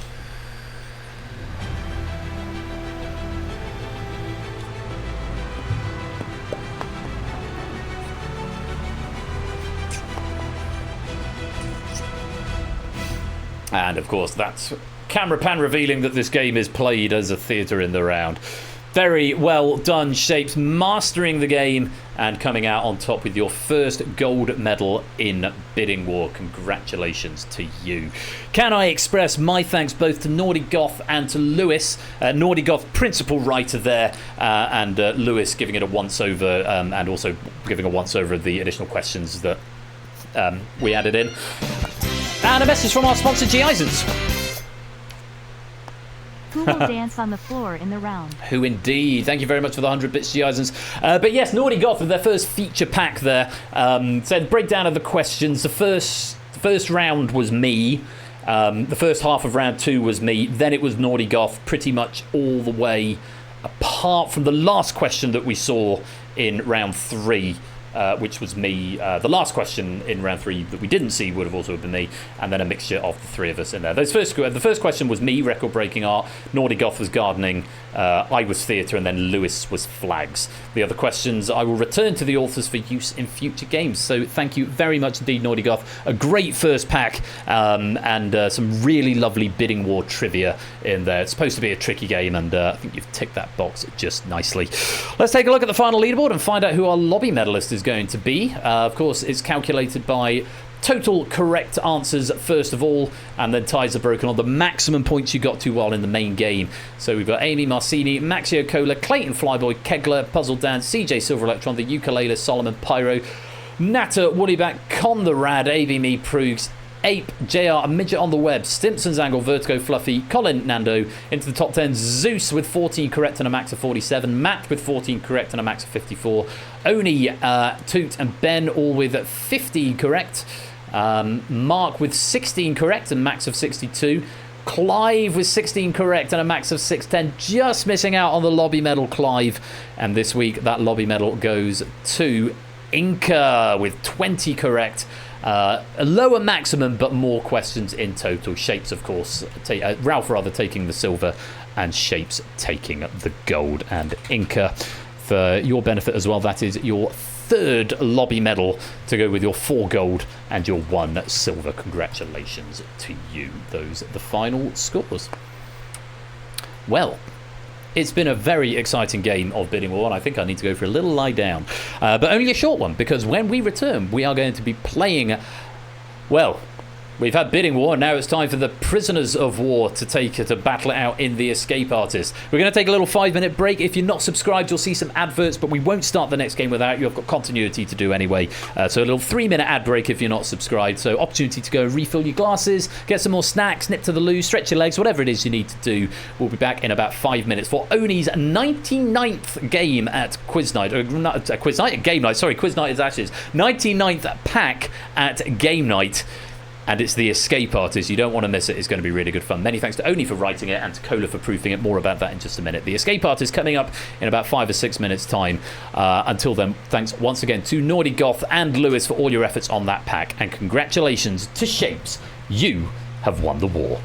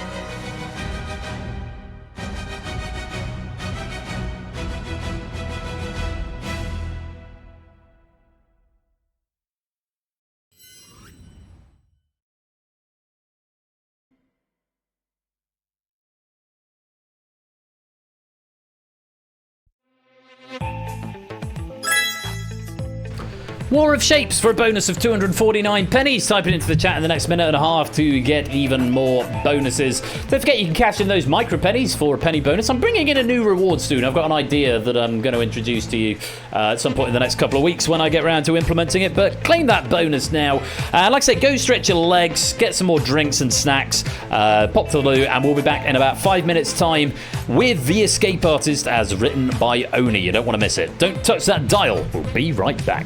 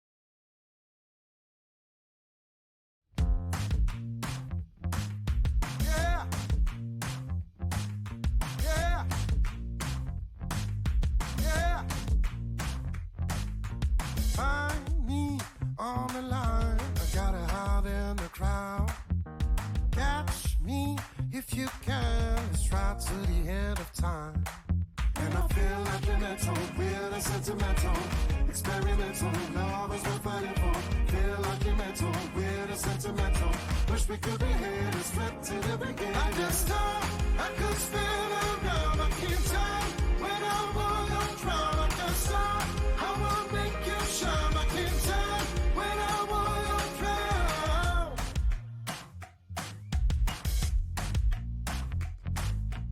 Don't you take it bad, I'm not really shy.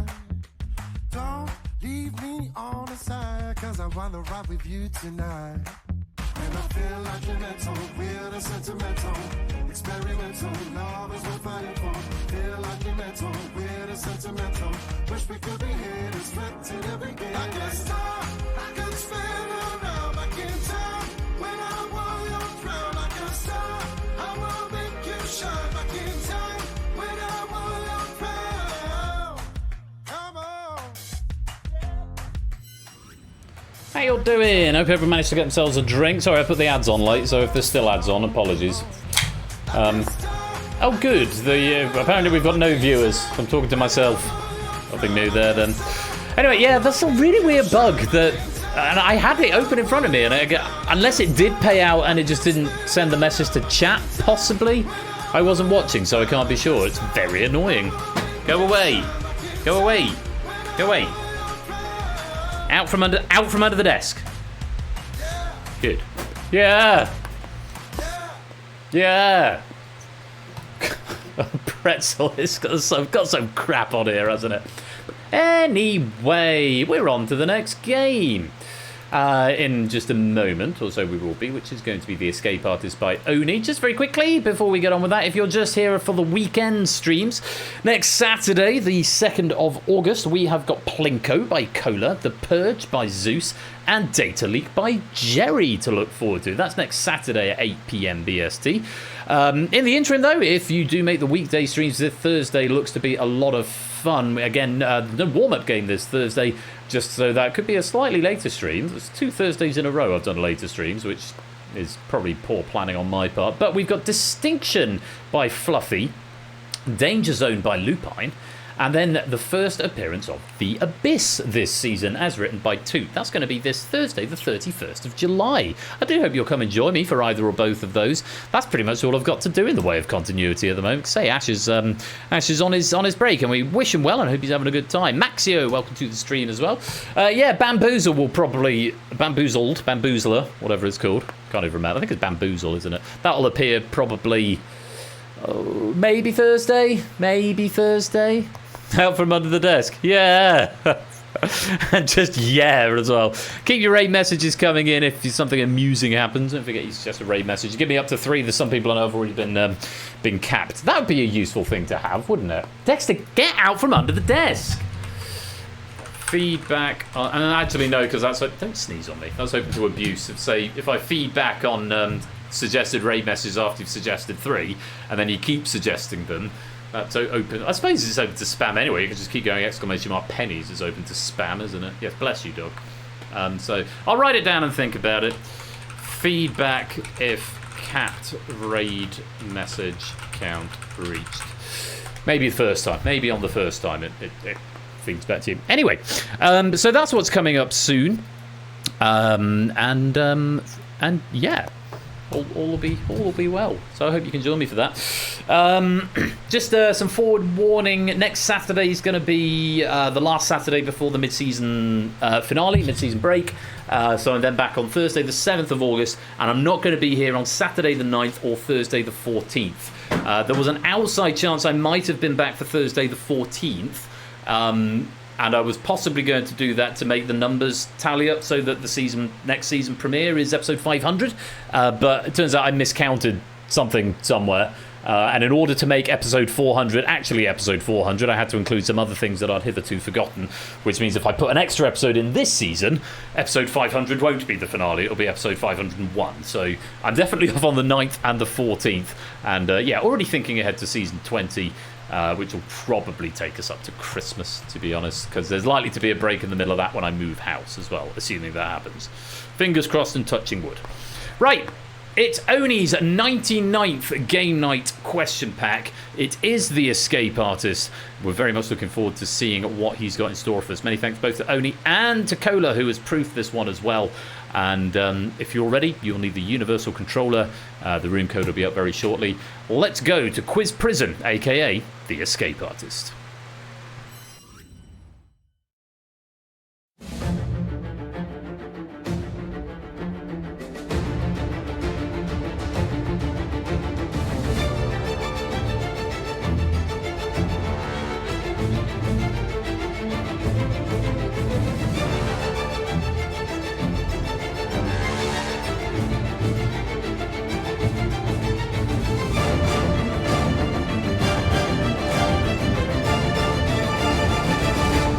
welcome to the Escape Artist. If you want to play, QSLK. Proves that strikes me as ambitious for two reasons. Ambitious that you think we might get to 24,601 episodes, and ambitious that we might get Alfie Bow. In fact, even if we did get there, ambitious that Alfie Bow would still be alive at that point. Don't know if I'll still be alive at that point. It's a very long time away. I've just seen your response, Lewis. Yes, that's fine. I thought it was alright. It's all good. The ukulelist, welcome to the server. Make sure you go type an introduction in the introduction section, and we'll give you access to things. Lewis also coming in with suggestions to Bamboozle rules. No, I like my rule set. Tally of number of questions asked. What ever at game night proves? No, when I did the 400th celebration video, I estimated it was over 20,000, which is probably valid.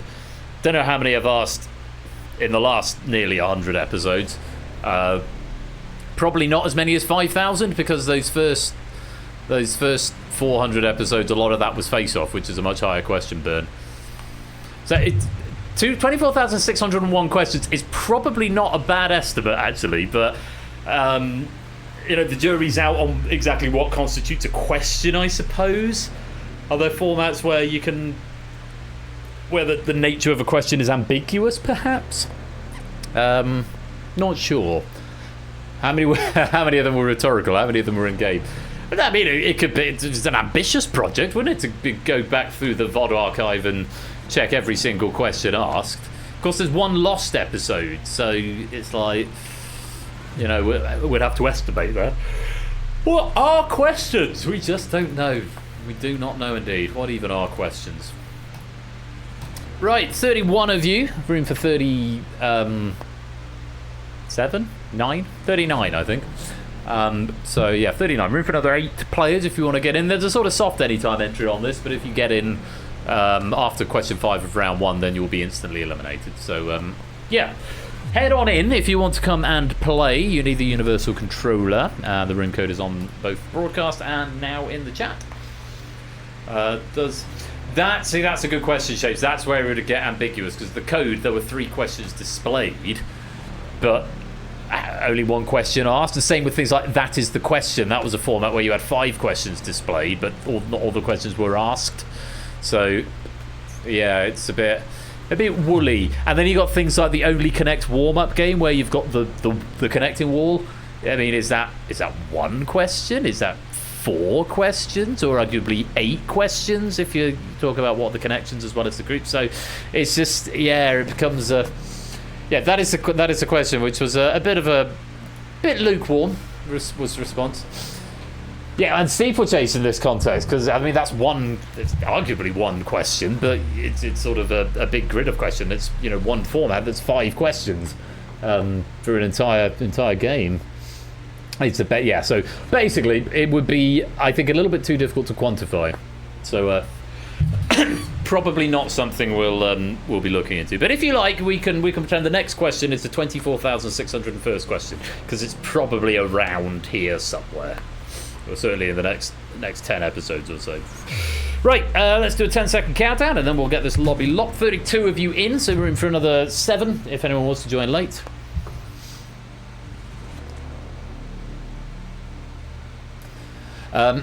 As to the discussion going on in the Discord, I will address that post-stream, because I'm probably going to go do a little bit more work on Bamboozle. I haven't started on any of the game logic yet, so that was time. So let's lock the lobby. So yeah, just doing the graphics first of all.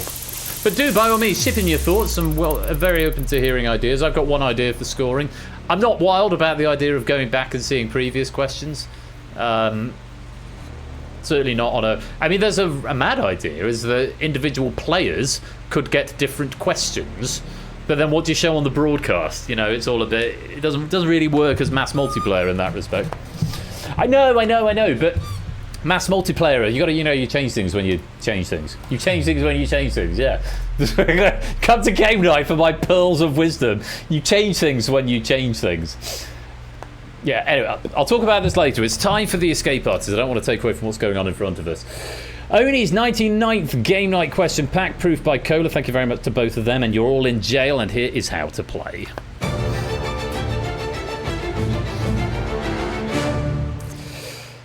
Round 1 is called Initiate, and in this round you need to answer 5 out of the 10 questions in order to escape. The harder the question, the more points it's worth, but there won't be a gradual difficulty curve. The difficulty curve will be randomised throughout, or more like that. You cannot answer all the 5 questions, so once you've hit 5, you're locked out and unable to answer any more. Answering correctly, you lose a life, lose all 3 lives, or fail to answer 5 questions before the end of the round, you are eliminated. No penalties for abstention, but remember, if you run out of questions or there aren't enough questions for you to hit 5, then you'll be eliminated automatically as a matter of course. At the end of the round, I'll give you a bonus point for every life that you've got left, and then I will refresh them going into the next round. So be careful with them. Ideally, you get it right first time, but just in case, they are a little bit of a safety net. Let's check out the curve. That's quite nice, isn't it? So front-loading 3 of the difficult ones, and then you've got 1096 in the middle, 513 at the end. That's a fairly nice ending. I have to say, I've seen absolutely nothing about this pack. Cola did the proofing. I've barely even looked at it when I did the exports. So looking forward to seeing these questions come up. And of course, I get a button to preload them, so I may do a little bit of pre-reading. No, I can't, because I have them, because as soon as I load the question, it shows me the answer on my screen, so otherwise I would. But yeah, because I'm now evolving Game Night to have professional-looking software, it means I see the answer very far in advance of everyone else, and I can't just hide it, regrettably. Otherwise, I would come and join you.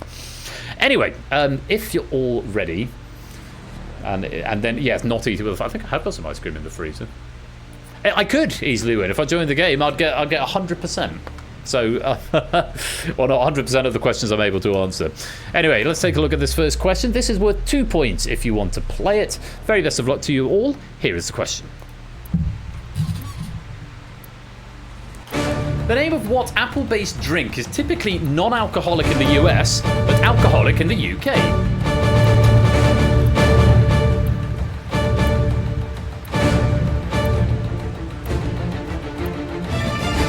Love me a Viennetta. 23 attempting, 9 abstaining. Remember, you don't have to attempt every question, particularly if it's a lower value, if you want to save for harder questions later on. But the correct answer here is cider. It's exactly what I'm drinking right now. Very much, well, see-through cider. Very much alcoholic in the UK. Thatcher's Haze is what I'm on, and it's very delicious. Also accepted apple cider or hard cider. No dramas there. Everyone who attempted it getting it right. Let's light you back up. That is still a line in this show. This show's been around for 5 years, and I still say let's light you back up, despite the fact when I click that button, your lights actually go off now. But what can you do? Let's go on. Question number 2. Button, work, thank you. This is worth 8 points if you want to play. Oh, this is a tasty question. Take a look at this. According to a Forbes article, which fictional character voiced by Benedict Cumberbatch had an estimated net worth of $54.1 billion US?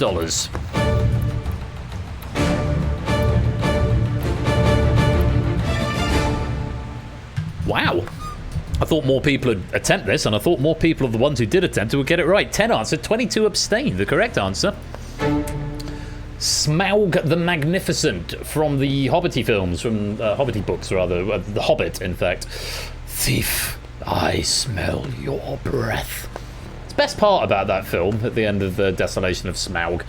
That and Ed Sheeran's I See Fire, which is a banger of a song, not gonna lie. But yes, Smaug the Magnificent, worth $54.1 billion. Scrooge McDuck was voiced by David Tennant, and presumably somebody else before that. Doctor Strange is not particularly wealthy. He's just a doctor. I mean, he's rich, but he's not 54.1 billion rich. Iron Man is the rich person in the Marvel Universe. Grinch, Scrooge, Doctor Strange, Scrooge McDuck. All of those incorrect. ABME, JR, Aitman, Keycon, Radalak, Natter, Zeus, and Toot. You're about to lose a life. Well done to Naughty Goth, Shapes, and Silver Electron for giving me Smaug. Let's light you back up. Question 3 is worth 4 points. If you would like to play it, let's take a look. What's going on with this button? Delayed click. The sousaphone is in which orchestral music family?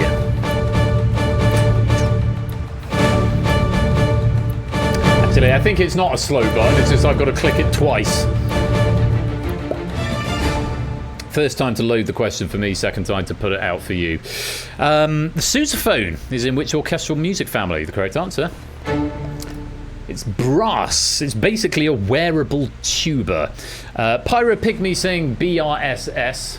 I'll let you have that. That would have gotten through were it a longer word and you missed the middle vowel.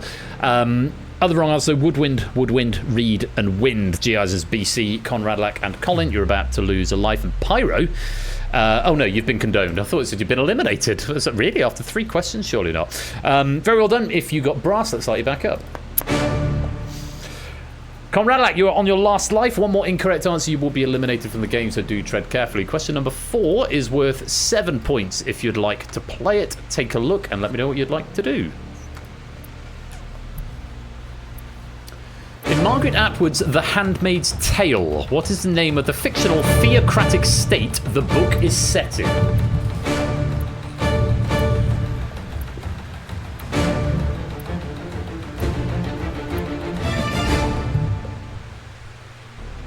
Just 7 attempting this one, 25 sitting it out. And I can tell you that 7 players were all absolutely right. Republic of Gilead. We just accepted Gilead on its own, or indeed the Divine Republic. Not read it, not seen the show, but I'm told good things and depressing things about it.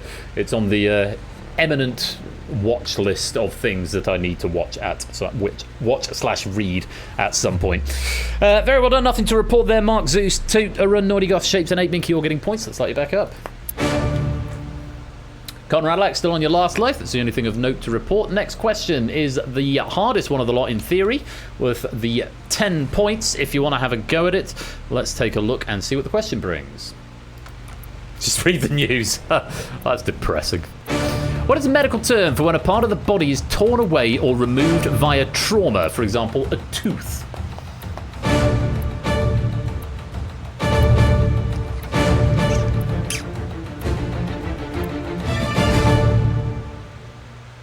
Nine players attempting it, 23 abstaining, a lot of coalescing around the same incorrect answer, but 2 players getting the correct answer, which was avulsion.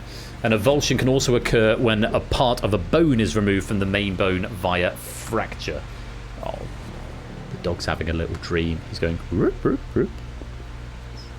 Doing little twitches, dreaming of chasing cats. It's very cute. Yeah, a lot of coalescing around the word extraction, but extraction isn't trauma. Extraction, I believe, is planned. So if you have a tooth extraction, that's not trauma, that's surgery, I guess. So extraction, degloving, and searcher, I'm afraid, are all incorrect. Oh, I heard 10-letter word. No, 10 points. 10 points. Not necessarily a 10-letter word. Avulsion is a 9-letter word. Well done if you got some points. And Solomon, Vertigo, Stimpson's Angle, 8, Flyboy, Lupine, and the Ukulelist. You're about to lose a life.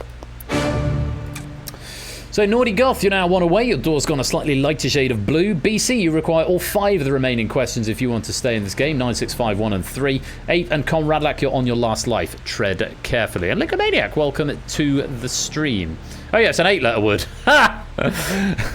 Sorry, I can't count. Welcome to the stream, my dude. Thank you for correcting my counting.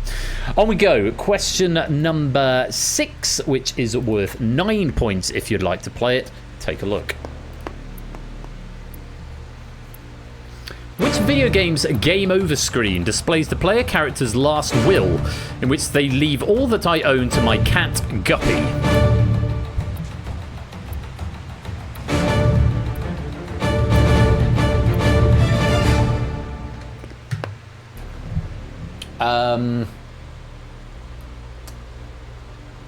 Oni, you're here. Can I DM you?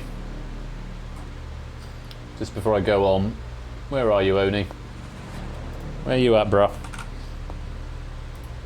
I think...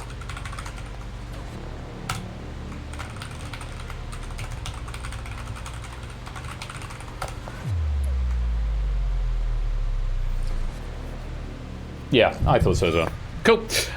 Yeah, so I've got a couple of condones to do. So, which video game's game over screen displays the player character's last will, in which they leave all that I own to my cat, Guppy? The correct answer...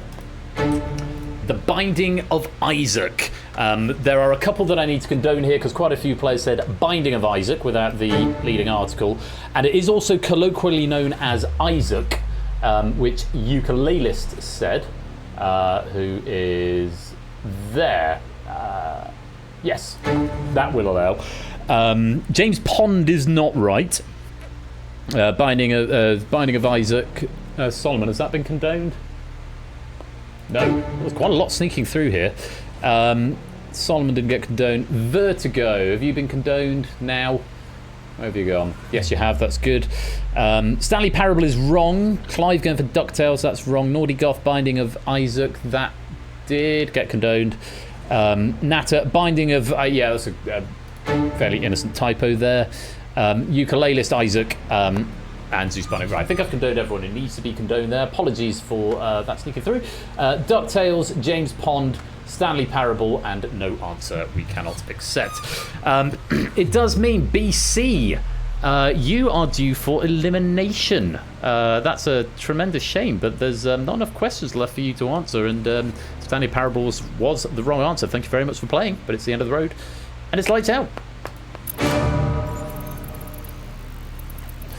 JR, 8 Minky and Conradlac, you are now on your last life, so tread carefully. Do continue in the background game as well, though, by the way, BC. AB Meat, G. Isons, Clive, Conradlac, Colin, you require all of the remaining questions, though we have got 3 of the easier ones at the end, plus this 6-pointer coming up now, so this one might be a turning point for some of you. Let's see what it brings. Question number 7 for 6 points. Take a look. All but one of the Nobel Prizes are awarded in Sweden. In which nearby country is the Nobel Peace Prize awarded?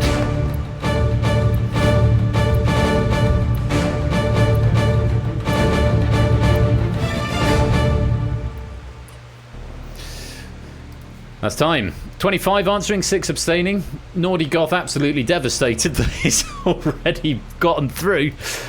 Because the correct answer is Norway. Wrong answers: Switzerland, Denmark, Netherlands, Finland,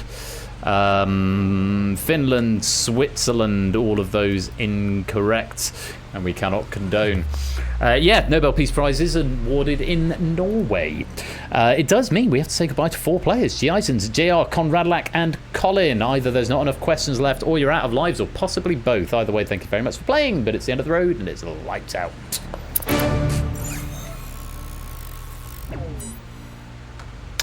On we go to the next question. Mark, Matt, Shapes, Ape, Natter, Zeus, and Toot. You're 1 away. Any of the next 3, and you're safely through.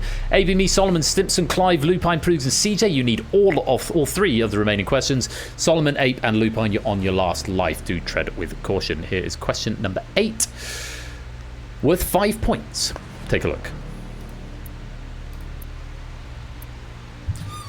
What Latin phrase can roughly be translated to mean seize the day?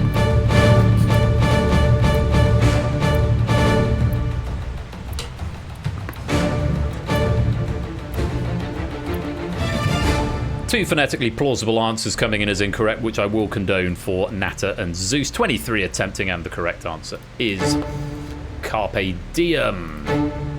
Typo for Natter and spelling error for Zeus, both of them fine. Everyone getting that one right. Yes, Carpe Diem, seize the day, is a good mantra to live your life by. Live every day as though it might be your last, to an extent. It does mean Mark, Matt, Shapes, Ape, and Toot. Very well done. That's 5 questions correct. We will see you in the next round. Let's light you back up.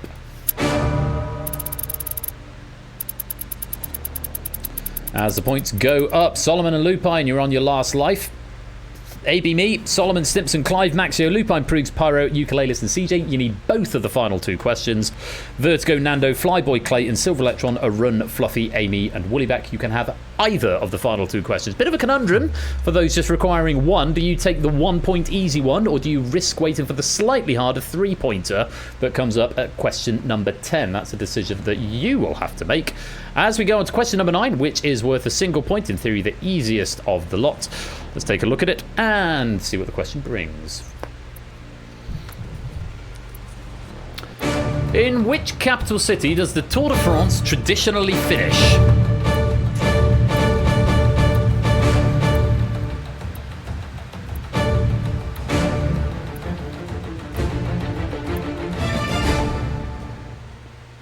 (15 attempting, 12 sitting it out. The correct answer is, of course, Paris. Due to the Olympics in 2024, last year's finished in Nice. instead. But yes, traditionally the Tour de France finishes in Paris. Interesting to see the players who needed just one. Did they go for the one-pointer? Who was that who needed one? Because everyone who's attempted it got it right. Vertigo is risking. Nando is risking, I think. Can't see you on the list there. Flyboy is cutting and running now. Yeah, you can see. We'll see in a minute. Yeah, the answer is Paris. Let's light you back up. Oh, before I do that, Maxio, you're due for elimination. I hadn't realised. You required all of the remaining questions, and I didn't get an answer from you, which is terribly sad because it means you can't now qualify. But it does mean Flyboy, Clayton, Silver Electron, Fluffy Bunny, Amy, and Woollyback, you are all through to the next round. But Maxio, thank you very much for playing. But it's the end of the road, and it's lights out. Oh, mate. Yeah, I see it in chat, but unfortunately I can't condone if no answer comes in. It won't let me condone if you abstain, regrettably. So, I mean, I could probably make it so that I could, but that is the game.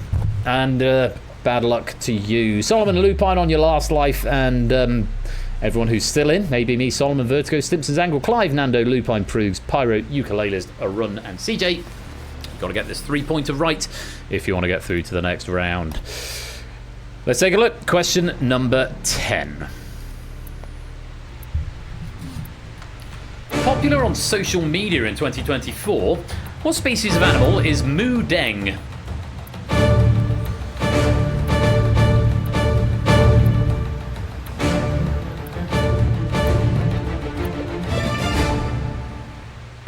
Clive, you knew full well that was not going to get through the spell check, but I will condone it. Just 12 answered, 2 abstained, so they're going to be eliminated as a matter of course. The correct answer? Pygmy hippopotamus. We did accept just hippopotamus, or indeed hippo, which is what most people went for. Clive going for pygmy hippo thing. Yeah, the thing made that a wrong answer. Pygmy hippo is fine. Yeah, Moo Deng is Thai for bouncy pork. Delicious. Proogs going for dog. It's not the right answer, I'm afraid. Hang on. 14 abstained because they're already through, so no one abstained because I've only got 2 eliminations, Clive and Proogs, but not Clive because he's been condoned. Proogs, I'm so sorry. It's not a dog. Such is life indeed. Thank you very much for playing, but it is the end of the road and it's lights out.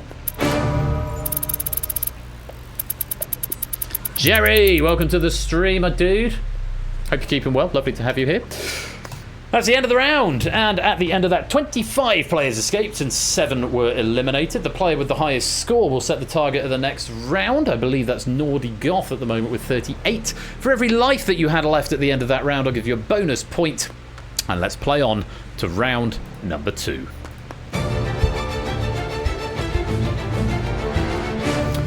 Round 2 is sustain, and in this round, the target value, you have to hit the target value in order to escape. Target set as the highest score plus 15, which is probably Nordy Goth. If they had 3 lives left, they'll be on 41, which will make the target 56. Every question is now worth 5 points, which means even the highest scoring player must get at least 3 correct. The fewer points you have, the more work you have to do.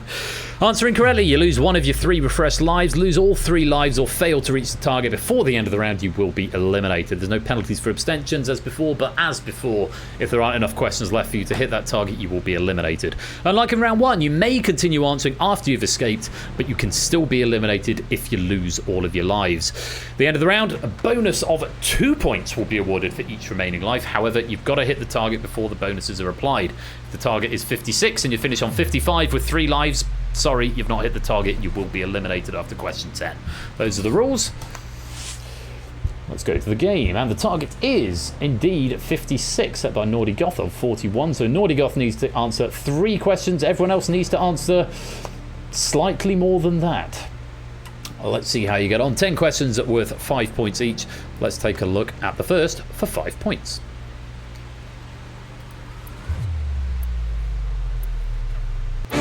The Ionian and the Aegean Seas surround which country?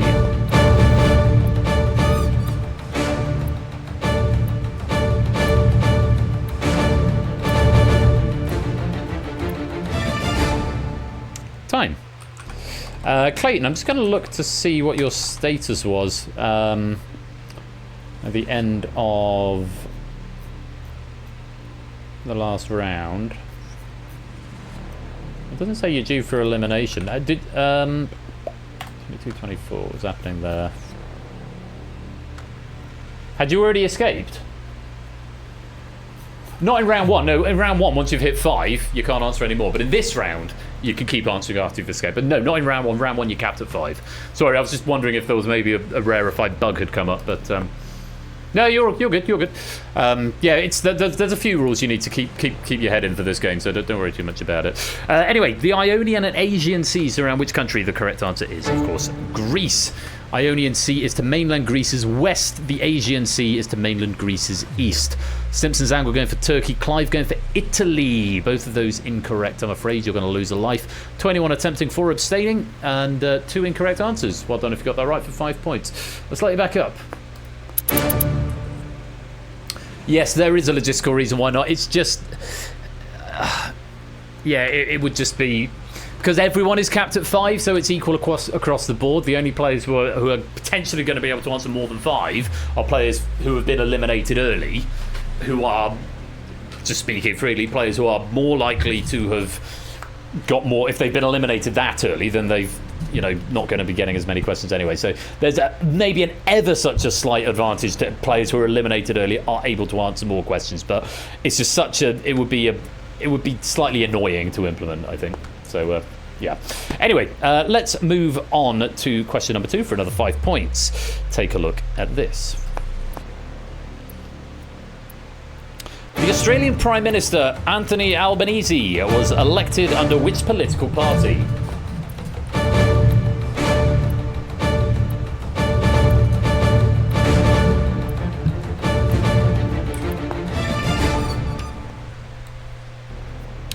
And time. The correct answer. It's the Australian Labor Party. I will accept any variations on the Labor Party, including the Australian Labor Party, which is what I actually said. But Australian Labor Party, but Australian Labor wasn't one of our listed answers. So Zeus, you can have that. Liberal, and Conservative are all incorrect answers. Nothing else to report there. If you got that wrong, you're going to lose a life. Let's light you back up. Pyro, you need all 8 of the remaining questions in order to hit the target. You're on 19 at the moment. It's possible, but let's see what happens as we go to question number 3. Take a look at this. Love this. Lord is to lady as Earl is to what?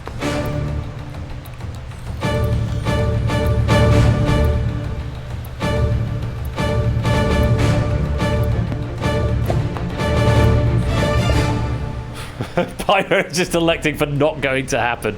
18 players attempted this one. The correct answer is Countess. Some interesting wrong answers coming in. Duke coming in. Duke is to Duchess. Marquess or Marquess. I'm not sure what that's in relation to. Is it Viscount, possibly? Duchess is again to Duke. Marquess. Dame is to Sir, as in Knights of the Realm. Marquess. And Earless is a nice option for Mickey. Unfortunately, not the right answer. Oh, I didn't. The mark was to Marchioness. I didn't know that. Well, thank you for the extra information. Marchioness is the female. I don't know if I'm pronouncing that right, but never mind either way. So Dame, Marquess, Earless, Duchess, Duke, Marquess. Not going to happen. Duchess and Marquess. All incorrect answers. Well done if you did get Countess for 5 points. Pyro Pygmy, unfortunately, you've reached the end of the line. Thank you very much for playing, but it's the end of the road and it's lights out.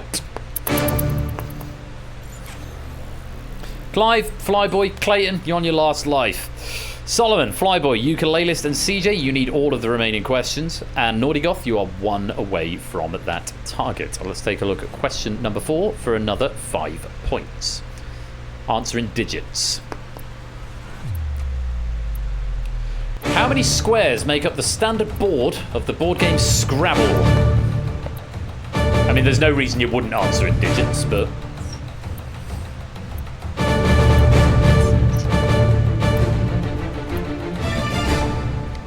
Of course, course, it is a big square, so you're looking for a square number. The correct answer is 225. So 15 by 15 square. Wrong, 64. There's more than 8, I'm afraid. That's a chessboard, Solomon Dudley. Simpsons angle going for 144, 12 squared. Shapes going for 195. Not a square number, but maybe Shapes thinks it's 15 by 13, maybe. Flyboy going for 10 by 10 and 100. No. Ukulele's 52. Again, not a square number. Amy 288. Is that 16 squared? CJ for 150, also not a square number, unfortunately. It does mean we have to say goodbye to Solomon, Flyboy, Ukulelist, and CJ, either out of lives or not enough questions. Yes, I know 196 is 14 by 14, and 169, nice, is 13 by 13. Solomon, Flyboy, Ukulelist, and CJ, thank you very much for playing, but that is the end of the road. It's lights out. Oh, that was a nice animation. Boo, boo, boo, boo. Right, Simpsons Angle, Clive and Clayton, you're on your last life. Simpsons Angle, Amy and Clayton, you require all. Naughty Goth and Zeus, you are 1 away. Still nobody escaped yet, but we've still got 6 questions and 30 points up for grabs.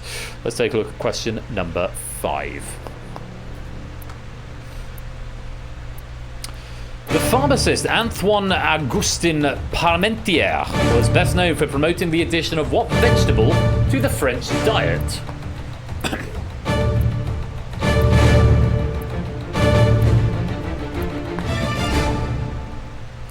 It's time 14 attempting, 6 sitting this one out. The correct answer was the potato, un pomme de terre. An hachis parmentier is what the French call a cottage pie, which is basically beef mince with potato over the top and onion and tomato and other nice things in it as well. Garlic, artichoke, onion, carrot, and onion, I'm afraid, are all incorrect. Naughty Goth and Zeus, very well done. You've hit the target. You have escaped into the final round. We will see you there. But unfortunately, Simpsons Angle, Clayton, and Amy is either out of lives or not enough questions left, unfortunately. Thank you very much for playing, but it's the end of the road. And I'm afraid... Yeah, just checking. Yeah. Lights out.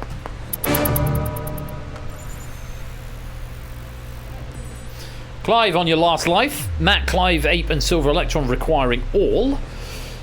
Toot, 1 away. Zeus and Naughty Goth have already escaped. And hello, a midget on the internet. And goodbye, a midget on the internet. Yes, Zeus and Naughty Goth have already escaped, but may continue to answer. But remember, if you run out of lives, you will still be eliminated, so use caution. As we go on to question number 6, for another 5 points, take a look at this. The retired Ukrainian boxing brothers Vladimir and Vitaly share what surname?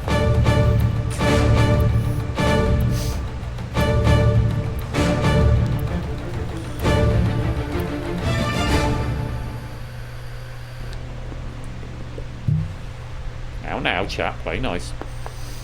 The retired Ukrainian boxing brothers Vladimir and Vitaly share what surname? The correct answer is Klitschko. I may be not as generous on the plausibility here.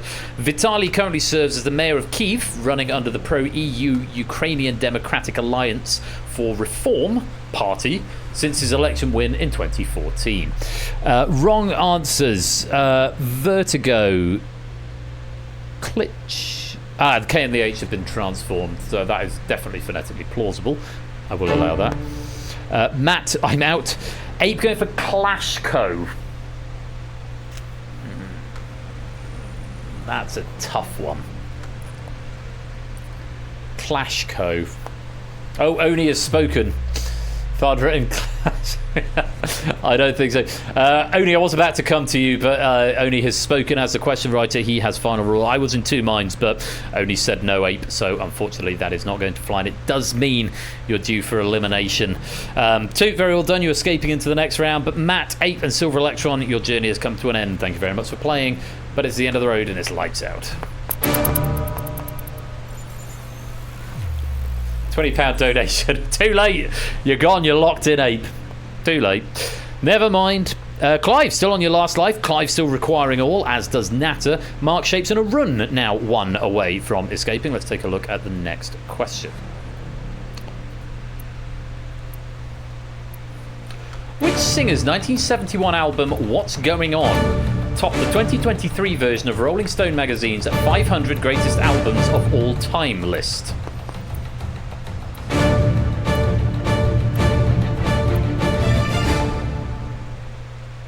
$11 attempting, 3 abstaining. The correct answer. Marvin Gaye. Top 3 are rounded out by Pet Sounds by the Beach Boys and Blue by Joni Mitchell. Marvin Gaye is what we wanted. Elvis, Tina Turner, Paul Simon, Dylan, and Well Lock Me Up from Natter. All of those are incorrect answers. It does mean Clive and Natter, you're going to be due for elimination. Mark, Shapes, and a Run. Very well done. You've escaped into round 3. We'll see you there if you can keep your points. But Clive and Natter, thank you very much for playing, but it's the end of the road and it's lights out. Oh, hello, Jack. Welcome to the streamer, dude. Mayor of Kiev, Vitaly Klitschko he was a boxer, now retired, as the question said. Nice to have you here, Jack. I hope you're keeping well, my dude. AB Me, Lupine, and Fluffy, you are on your last life. Tread carefully. AB Me, Lupine, and Woollyback, you require all remaining questions. Nando, you are 1 away. 1 more out of the remaining 4. We'll see you good into the next round. Out of the remaining 3, rather. 3 questions left, 15 points up for grabs. Let's take a look at this one.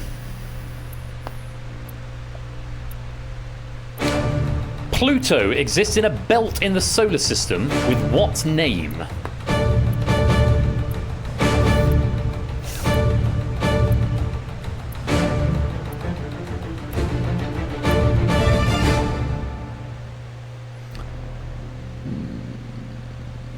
One answer.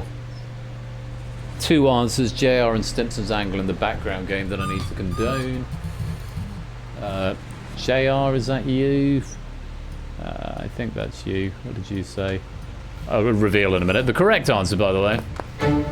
The Kuiper Belt. The Kuiper Belt exists between 20 and 50 astronomical units from the sun. So when things get so far away, you just have to condense them. Yeah, Kuiper. I'll have that. I know you're in the background game, but it's good to condone when we can. Kielber. I don't think I can have that Natter in the background game. It's Stimpson's angle, Kuiper. But spelled differently. Where are you, Stimpson's angle? I bet. Yeah, we can have that as well. Yes. Only wrong answer in the background game. Woollyback, I guess I didn't get an answer from you. You did require all, because everyone who attempted it got it right, but unfortunately your journey comes to an end right here. Woollyback, thank you very much for playing, but it's the end of the road and it's lights out.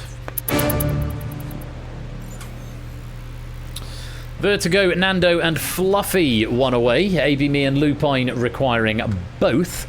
And AB Me, Lupine, and Fluffy on your last life. Interesting shape of the board with 2 questions to go. Let's take a look at what question 9 brings. In the classic sitcom Porridge, the prison the characters are in share its name with which 1970s rock band?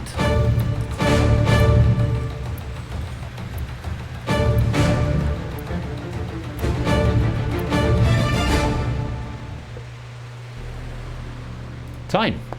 The correct answer.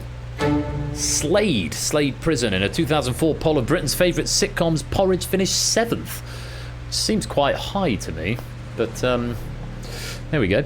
Wrong answers: Led Zeppelin and Chicago. Both of those incorrect. Vertigo and Fluffy, very well done. You've escaped into round 3, but unfortunately AB Me and Lupine, either not enough questions or out of lives. Either way, thank you very much for playing, but it's the end of the road and it's lights out.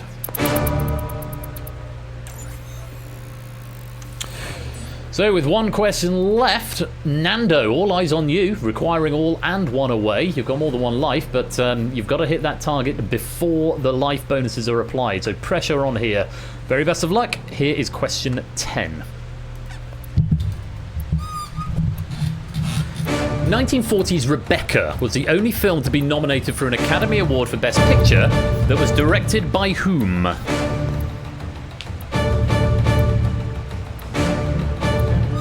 Sounds like a lot of the qualified players having a go here as well. Wanting to boost their scores. In fact, all but 1 player's attempting this one. Who's sitting out? Who's not been eliminated yet? Who did sit this one out? Who's not eliminated yet? I can't even see. Oh, Bunny. Why can't I see Bunny? Got a blind spot for Bunny, apparently. Oh yeah, there you are on the left-hand side without the yellow border. Yeah, I'm just looking for the wrong thing. Fluffy Bunny, who's already safely through, choosing not to risk it, but everyone else giving me the correct answer. Alfred Hitchcock was what we wanted. Midget on the internet. That's phonetically plausible. Anyone else phonetically plausible? Nope. So, Nando, no drama there. You have escaped into the next round. Congratulations. Let's light you back up. And so, 17 players were eliminated that round, and 9 escaped through to the final. And so our final is going to be Toot, Zeus, Fluffy, Vertigo, Nordy, Shapes, Nando, Arun, and Mark. Congratulations to you 9. Let's go to the final round.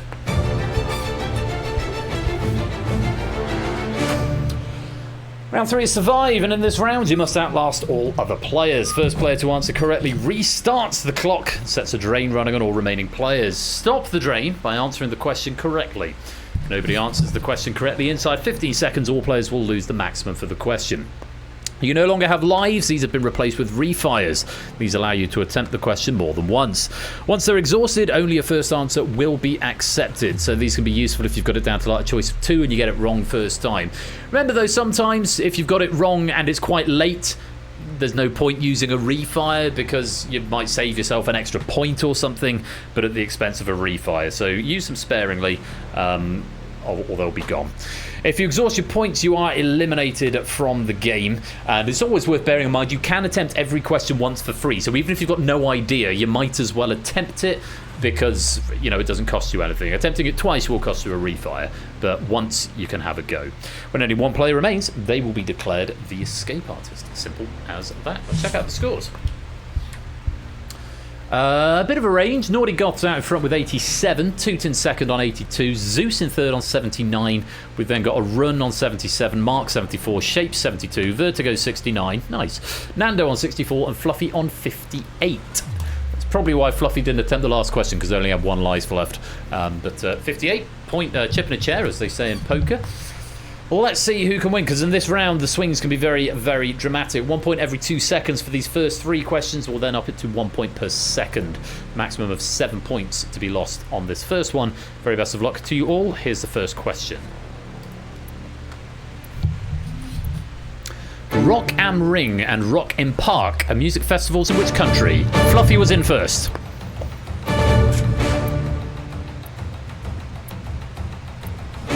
Shapes right, Toot right, Nando right, Vertigo wrong, Zeus right, Goth right, a Run wrong. Vertigo and a Run choosing not to refire on this, and 1 abstention in the shape of Vertigo who... no, Vertigo was wrong.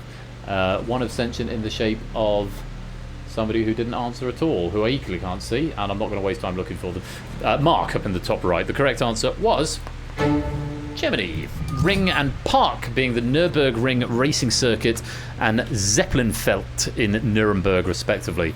The 3-day festivals are held at the same time, with artists usually performing at both events on different days. Most players getting Germany right, or Germanti, as Shape said, but did get through the spell checker. Vertigo and a Run both going for USA, neither of them choosing to refire, losing the 7 points there, as did Mark. Let's light you back up. So Fluffy started the clock there, but still currently in 9th place with 58. Goth still in the lead with 86. Toot in second with 82. Zeus in third with 78. On we go. Question number 2.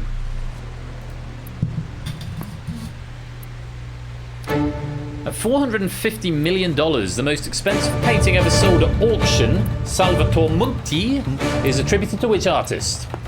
Nando in first. Salvatore Mundi.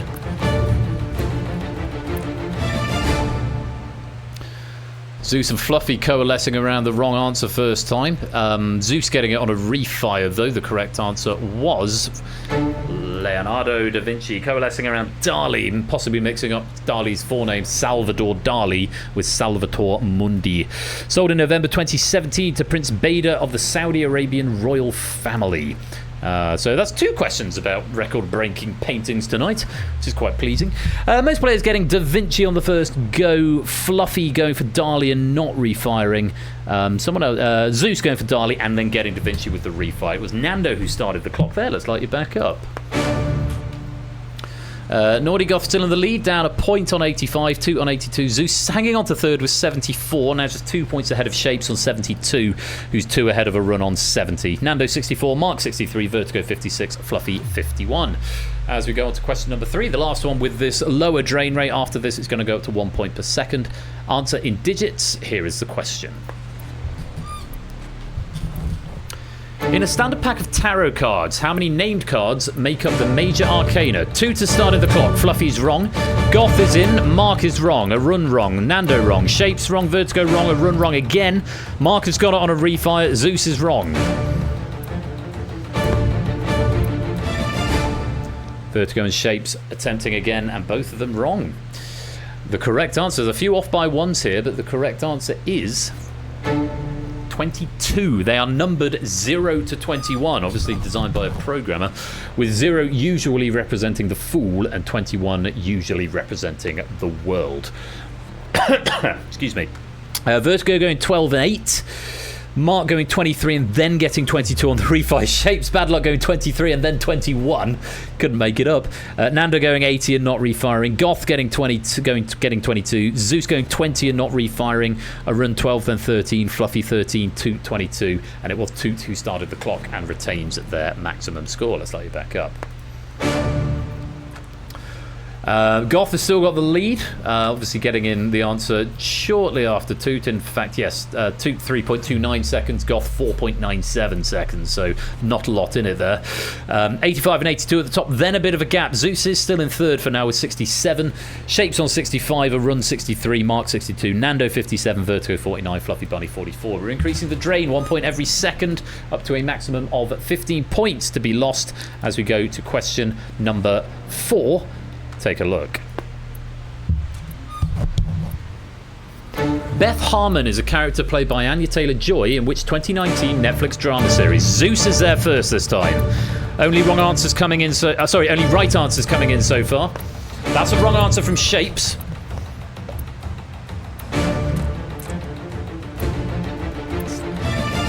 Doesn't look like he's going for the refire, and Fluffy abstaining altogether on that one. Remember, you can try every question once for free, Fluffy, so always worth a go even if you've got no idea. The correct answer, the Queen's Gambit. And apparently there does exist an actual The Queen's Gambit board game, which may or may not just be chess.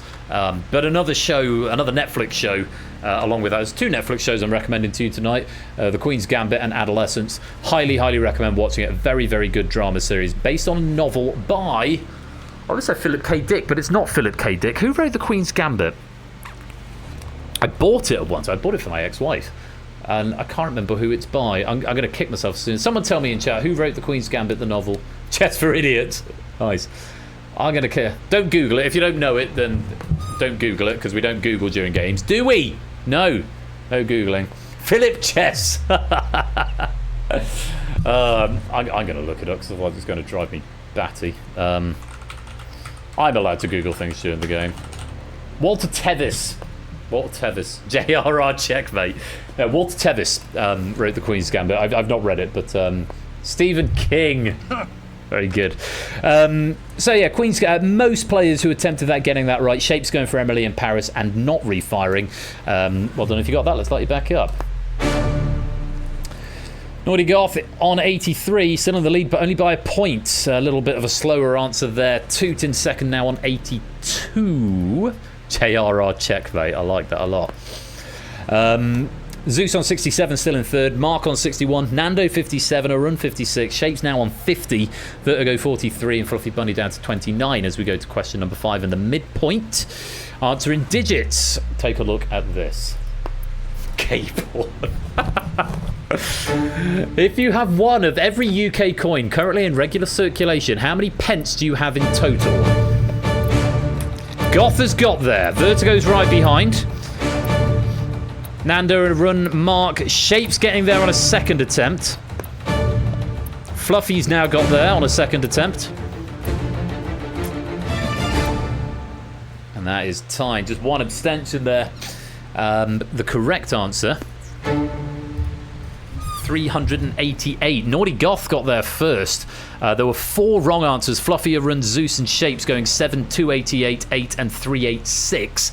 So Arun off by 100 and Shapes off by 2. Both of them getting it on the refi, though. Arun in just under 10 seconds and Shapes in just over 11. Zeus going for 8. And not refiring. Fluffy going for 7 and then getting the correct answer, 388. Yeah, 1p, 2p, 5p, 10p, 20p, 50p, £1 and £2 were the coins in question. Zeus not getting it, and Toot abstaining. Toot maybe just seeing the maths question and just thinking, I'll sit this one out. Let's light it back up. See what it does to the scores. Naughty Goth has re-extended their lead because Toot sat that one out. Toot still in second, but 67 to Goth's 83. A bit of a gap opening up there. 16 points clear for Goth. Mark now in third with 59. Nando on 55. Arun 54. Zeus drops to 6th on 52. Shapes 47. Vertigo 43. And Fluffy now down to 20. With a maximum of 15 points being lost, no one is in peril. But as we go to question number 6, take a look at this. The fastest of its kind at its release in 1948, what kind of vehicle was the Vincent Black Shadow? Zeus there.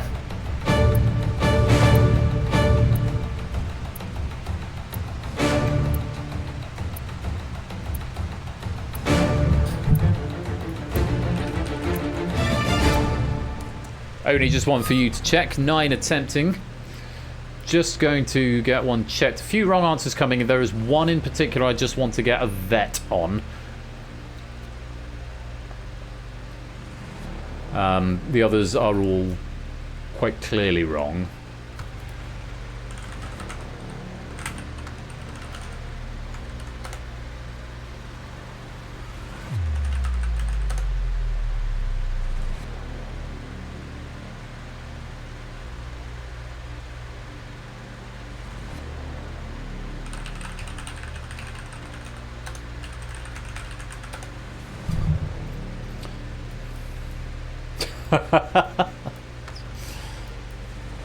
Yeah, I think.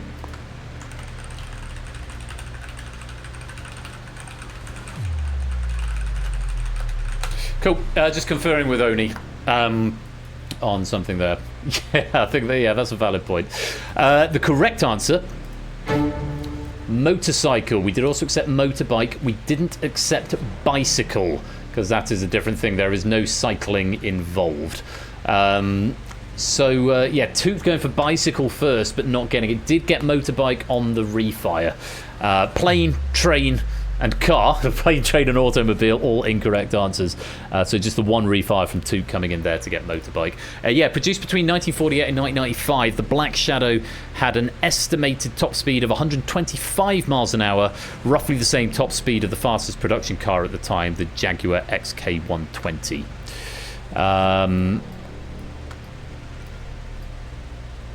Nobody said bike, so it's academic. I mean, it was technically on the correct list, but it's no one said it, so we've got away with it, and we'd make a decision. Only has said to me, actually, probably shouldn't have put cycle on there, or indeed bike, but no one went for bike anyway. So it's and you spelled bike wrong as well, Conrad, like BIKR. But we decided in that conversation we weren't going to accept cycle, bike, or bicycle. And yes, you mistyped BIKR. So, sorry, a slightly controversial question. Let's light you back up. Well, it's not controversial, is the wrong word, but Goth still got the lead, 83. That's a solid score when you're 6 questions deep in this round. Toot on 65, Mark 55, Zeus 52, Nando 40, Arun 39, Shapes 32, Vertigo 28, Fluffy on 17. Still no one in peril, because we've got the maximum at 15. As we come to question number 7, take a look at this. Spanning the years 1644 to 1912, what was the name of the final dynasty of China? Vertigo is there first.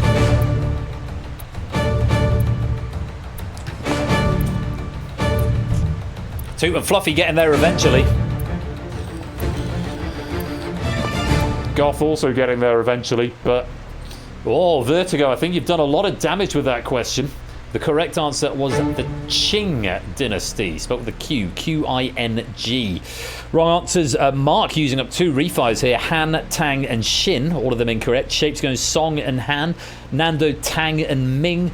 Goth getting Qing eventually, but taking a little while after Vertigo got there. Zeus going for Ming, which we can't allow. A run for Han. Fluffy, Tang, and then getting Qing on the refire. Toot also going Ming, and then getting Qing on the refire. So Vertigo doing a bit of damage with that early answer. A lot of points being lost. Let's see what it's done to the scores.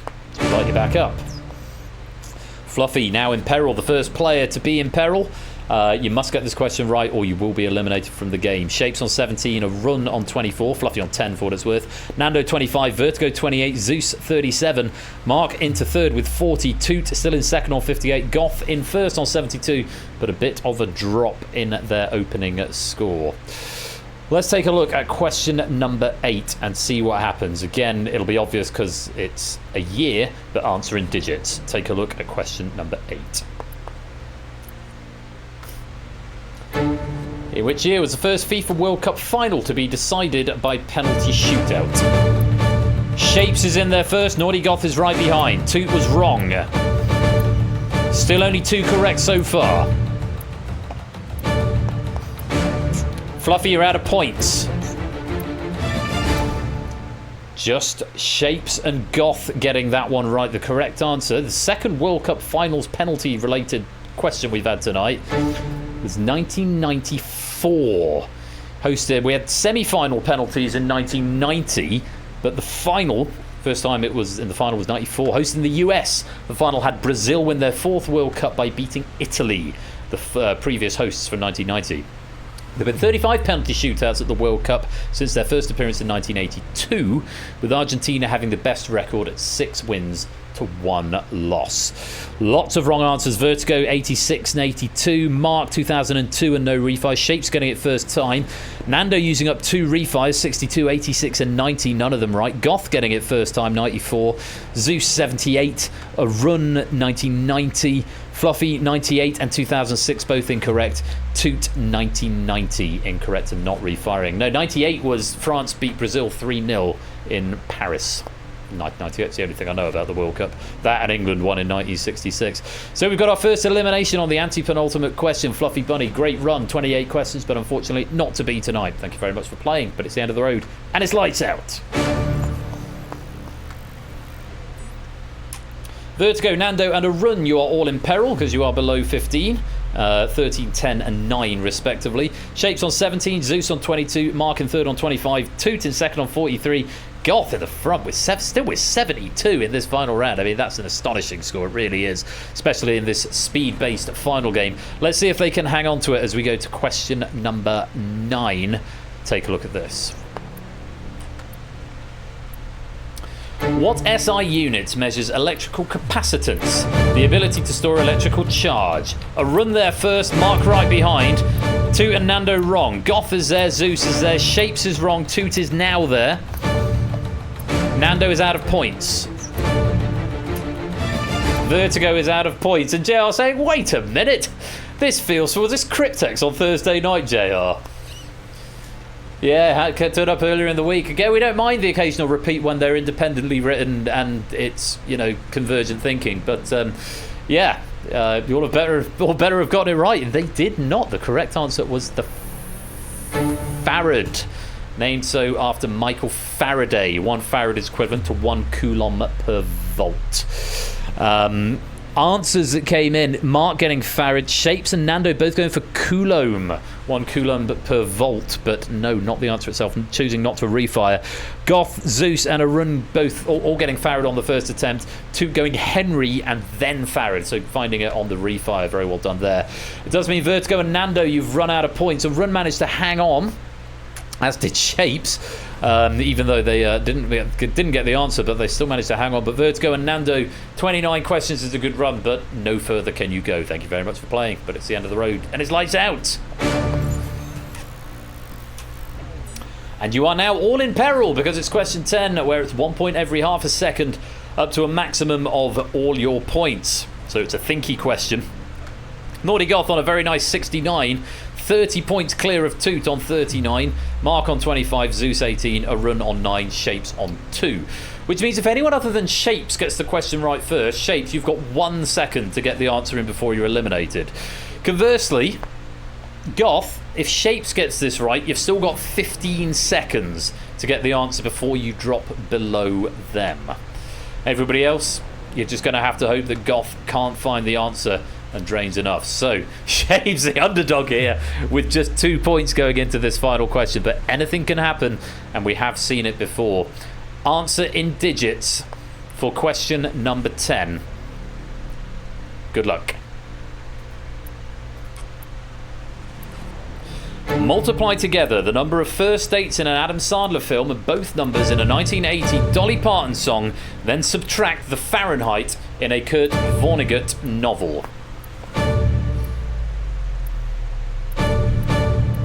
A run has got there. Clocks are on. Goth has got there and wins the game. Zeus is out of points. Shapes is out of points. Mark's out of points. Toot, can you save yourself? You cannot. 4 answered, 2 abstained altogether. 1799 was the answer. 51st dates times by 9 is 450 times 5, as in 9 to 5. 450 times by 5 is going to give you 2,250. Then take away 451 from Fahrenheit 451 will give you 1799. It was Arun who got there first, just before the drain started. Arun getting there in 13.88 seconds. Naughty Goth needing another nearly 5 seconds to arrive at the correct answer, but did get there before their score dropped below Arun. No one else managing to get to the answer. A 1 from Mark. Goth did actually attempt before. Goth actually having 2 attempts. The first one coming a couple of seconds after a run, 1899, and then getting 1799. A run also getting 1799. No other sensible answers coming in. It does mean that Mark, Shapes, Zeus, and Toot, you got through all 30 questions but couldn't survive the last one. Thanks very much for playing, but it's the end of the road and it's lights out. Which means Arun managed to start the clock, was the first player to get that final question right, and does survive the game with the lights on. But as you know, there can be only one escape artist, and winning the game with a colossal score of 59, needing a little bit more thinking time than Arun on that final question. But my God, they had the points in the bag to manage it. It does mean that I believe for the second time, yes indeed, for the second time, congratulations must go to Naughty Goth, because you are the escape artist. I think that's 2 on the bounce for you, isn't it, Naughty Goth, in this game? You must like this format.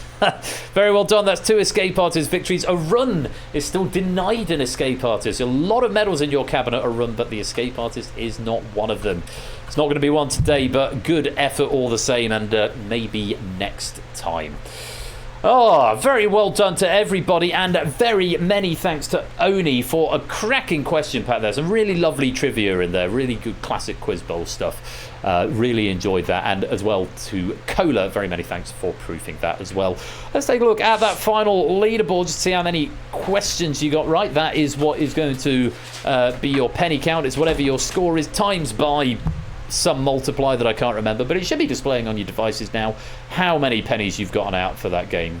Yeah, Naughty Goth, unsurprisingly, the question leader, 23 out of 30. As actually, that would be 28 out of... no, what did it be? Hang on. 23 out of 25, I suppose, so because you can only answer 5 in the first round. So yeah, just dropping 2 questions that you could have attempted there, Naughty Goth. That's a colossal effort. Toot just dropping the 3 as well. So very many congratulations, and well done to Goth on that escape artist medal. That is all the questions for tonight. You've been a wonderful audience, and there's been some amazing packs. I'm going to go to the big cam just to wrap things up after the credits. I'll pick a raid message and a raid target, and all will be well. And that, yeah, only 99 packs. Let's go indeed. Tune in, I'll tell you this, a week on Thursday for Oni's 100th game night pack. He's going to be with me live, on camera at least, for his 100th game night pack, which is going to be Money Box. That's Oni's next pack. So massive good. Great to have you back on the writing team this season, Oni, and a real return to form there. So thank you very much for the questions. Congratulations to Goth again, and thank you everybody for playing. Well done to a run on surviving with your light on, but big congratulations to Naughty Goth, because once again, you are the escape artist.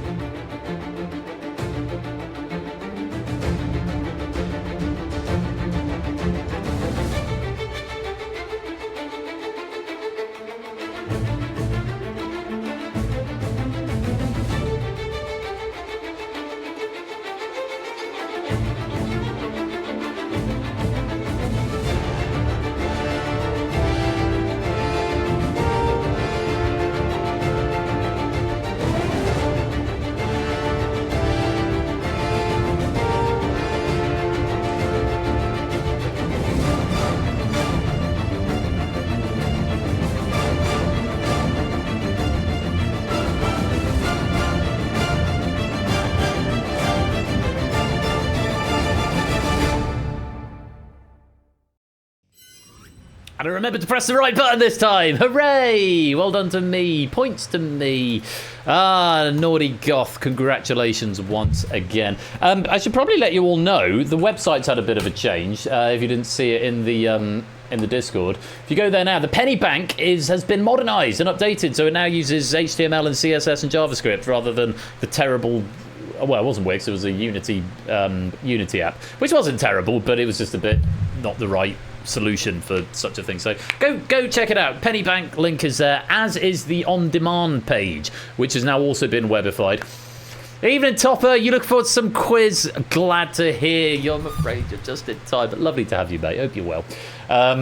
So the VOD page, and I'm keeping that regularly updated, which is really good. It means I only need to update the website once a season to put the new link in. So please go check it out, because it's as part of my pack down process. I am now immediately putting VODs on YouTube. So if you've missed any of tonight, go and catch it over on YouTube. And that link is all on the website, persephoneshare.com. So do head on over to there.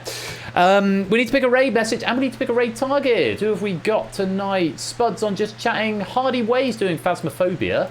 I do like a bit of horror. We haven't raided Hardy for a while.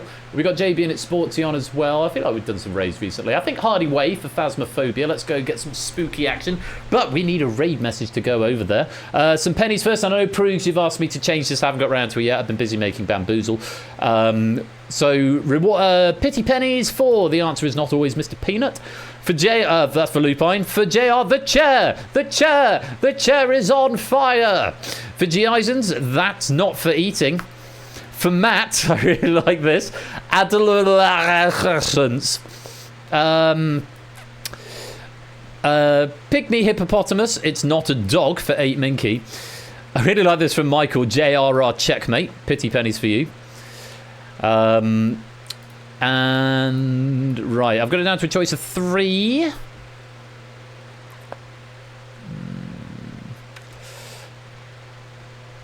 For JR, you change things when you change things. I really like these two, and one of them I personally suggested they recommend, so it feels a bit rude not to pick it. But there was one that came in after that I also really like. I'm gonna go with my gut. Big Bergie, you are in peril. You're the last pity penny one. That was a recommendation from me, but I gave it to Ape. So Ape didn't really recommend it. It was Emily who recommended that. So no, because yours is the other one, Lewis. So yours is going to be the raid message. Guys, thank you all so much for joining game night this evening. It's been a really good stream tonight. Thank you very, very much to all the writers this evening. Clive for Crossfire, and congratulations to JR on winning that. Thank you to Stimson for proofing as well. Naughty Goth, a superb first full pack appearance with Bidding War. Thank you very much to you for your efforts, and to Lewis as well for helping me proof it. And Oni, fine return to form there with the escape artist. Very many thanks to you, and thank you to Cola for proofing it. Congratulations as well to Shapes on winning Bidding War, and to Naughty Goth on winning the escape artist there. It's been a great evening. I've had a huge amount of fun, and I hope you have as well. Our raid message is going to be, not now, sweetie, I'm remaking Bamboozle. Because that is, of course, what I'm doing. Fingers crossed we won't be able to see some of that in action on Thursday. We'll see what happens with my schedule and my spare time this week. For now, though, we are going to go and raid the Hardy Way, who's playing Phasmophobia. Don't forget, as always, you can come and join the Discord. You can check the penny bank. And you can go, if you can't wait till Thursday, go check out the on-demand channel for the full 19-season backlog of Game Night. You can go and relive the magic and all the trivia you've forgotten in the subsequent 5 years. You can go and play it again, though not interactively. So do head on over and, yeah, give the website a bit of a boost. We're going to go raid the Hardy Way, like I said. Don't forget, I'm going to be back on Thursday with Distinction, Danger Zone and The Abyss, and of course next Saturday with Plinko, The Purge and Data League. I do hope that you will come and join me for that. But until then, as always, be splendid, wonderful and marvellous and safe. Thank you again for joining me this evening. Yeah, until next time. I've already said it. Be splendid and wonderful and marvellous and safe. I'll say it again. And as always, no, I've done it in the wrong order. You've been watching Game Night with me, Royal Flush. Until next time, be splendid and wonderful and marvellous and safe. And as always, take care. Peace out. And good night.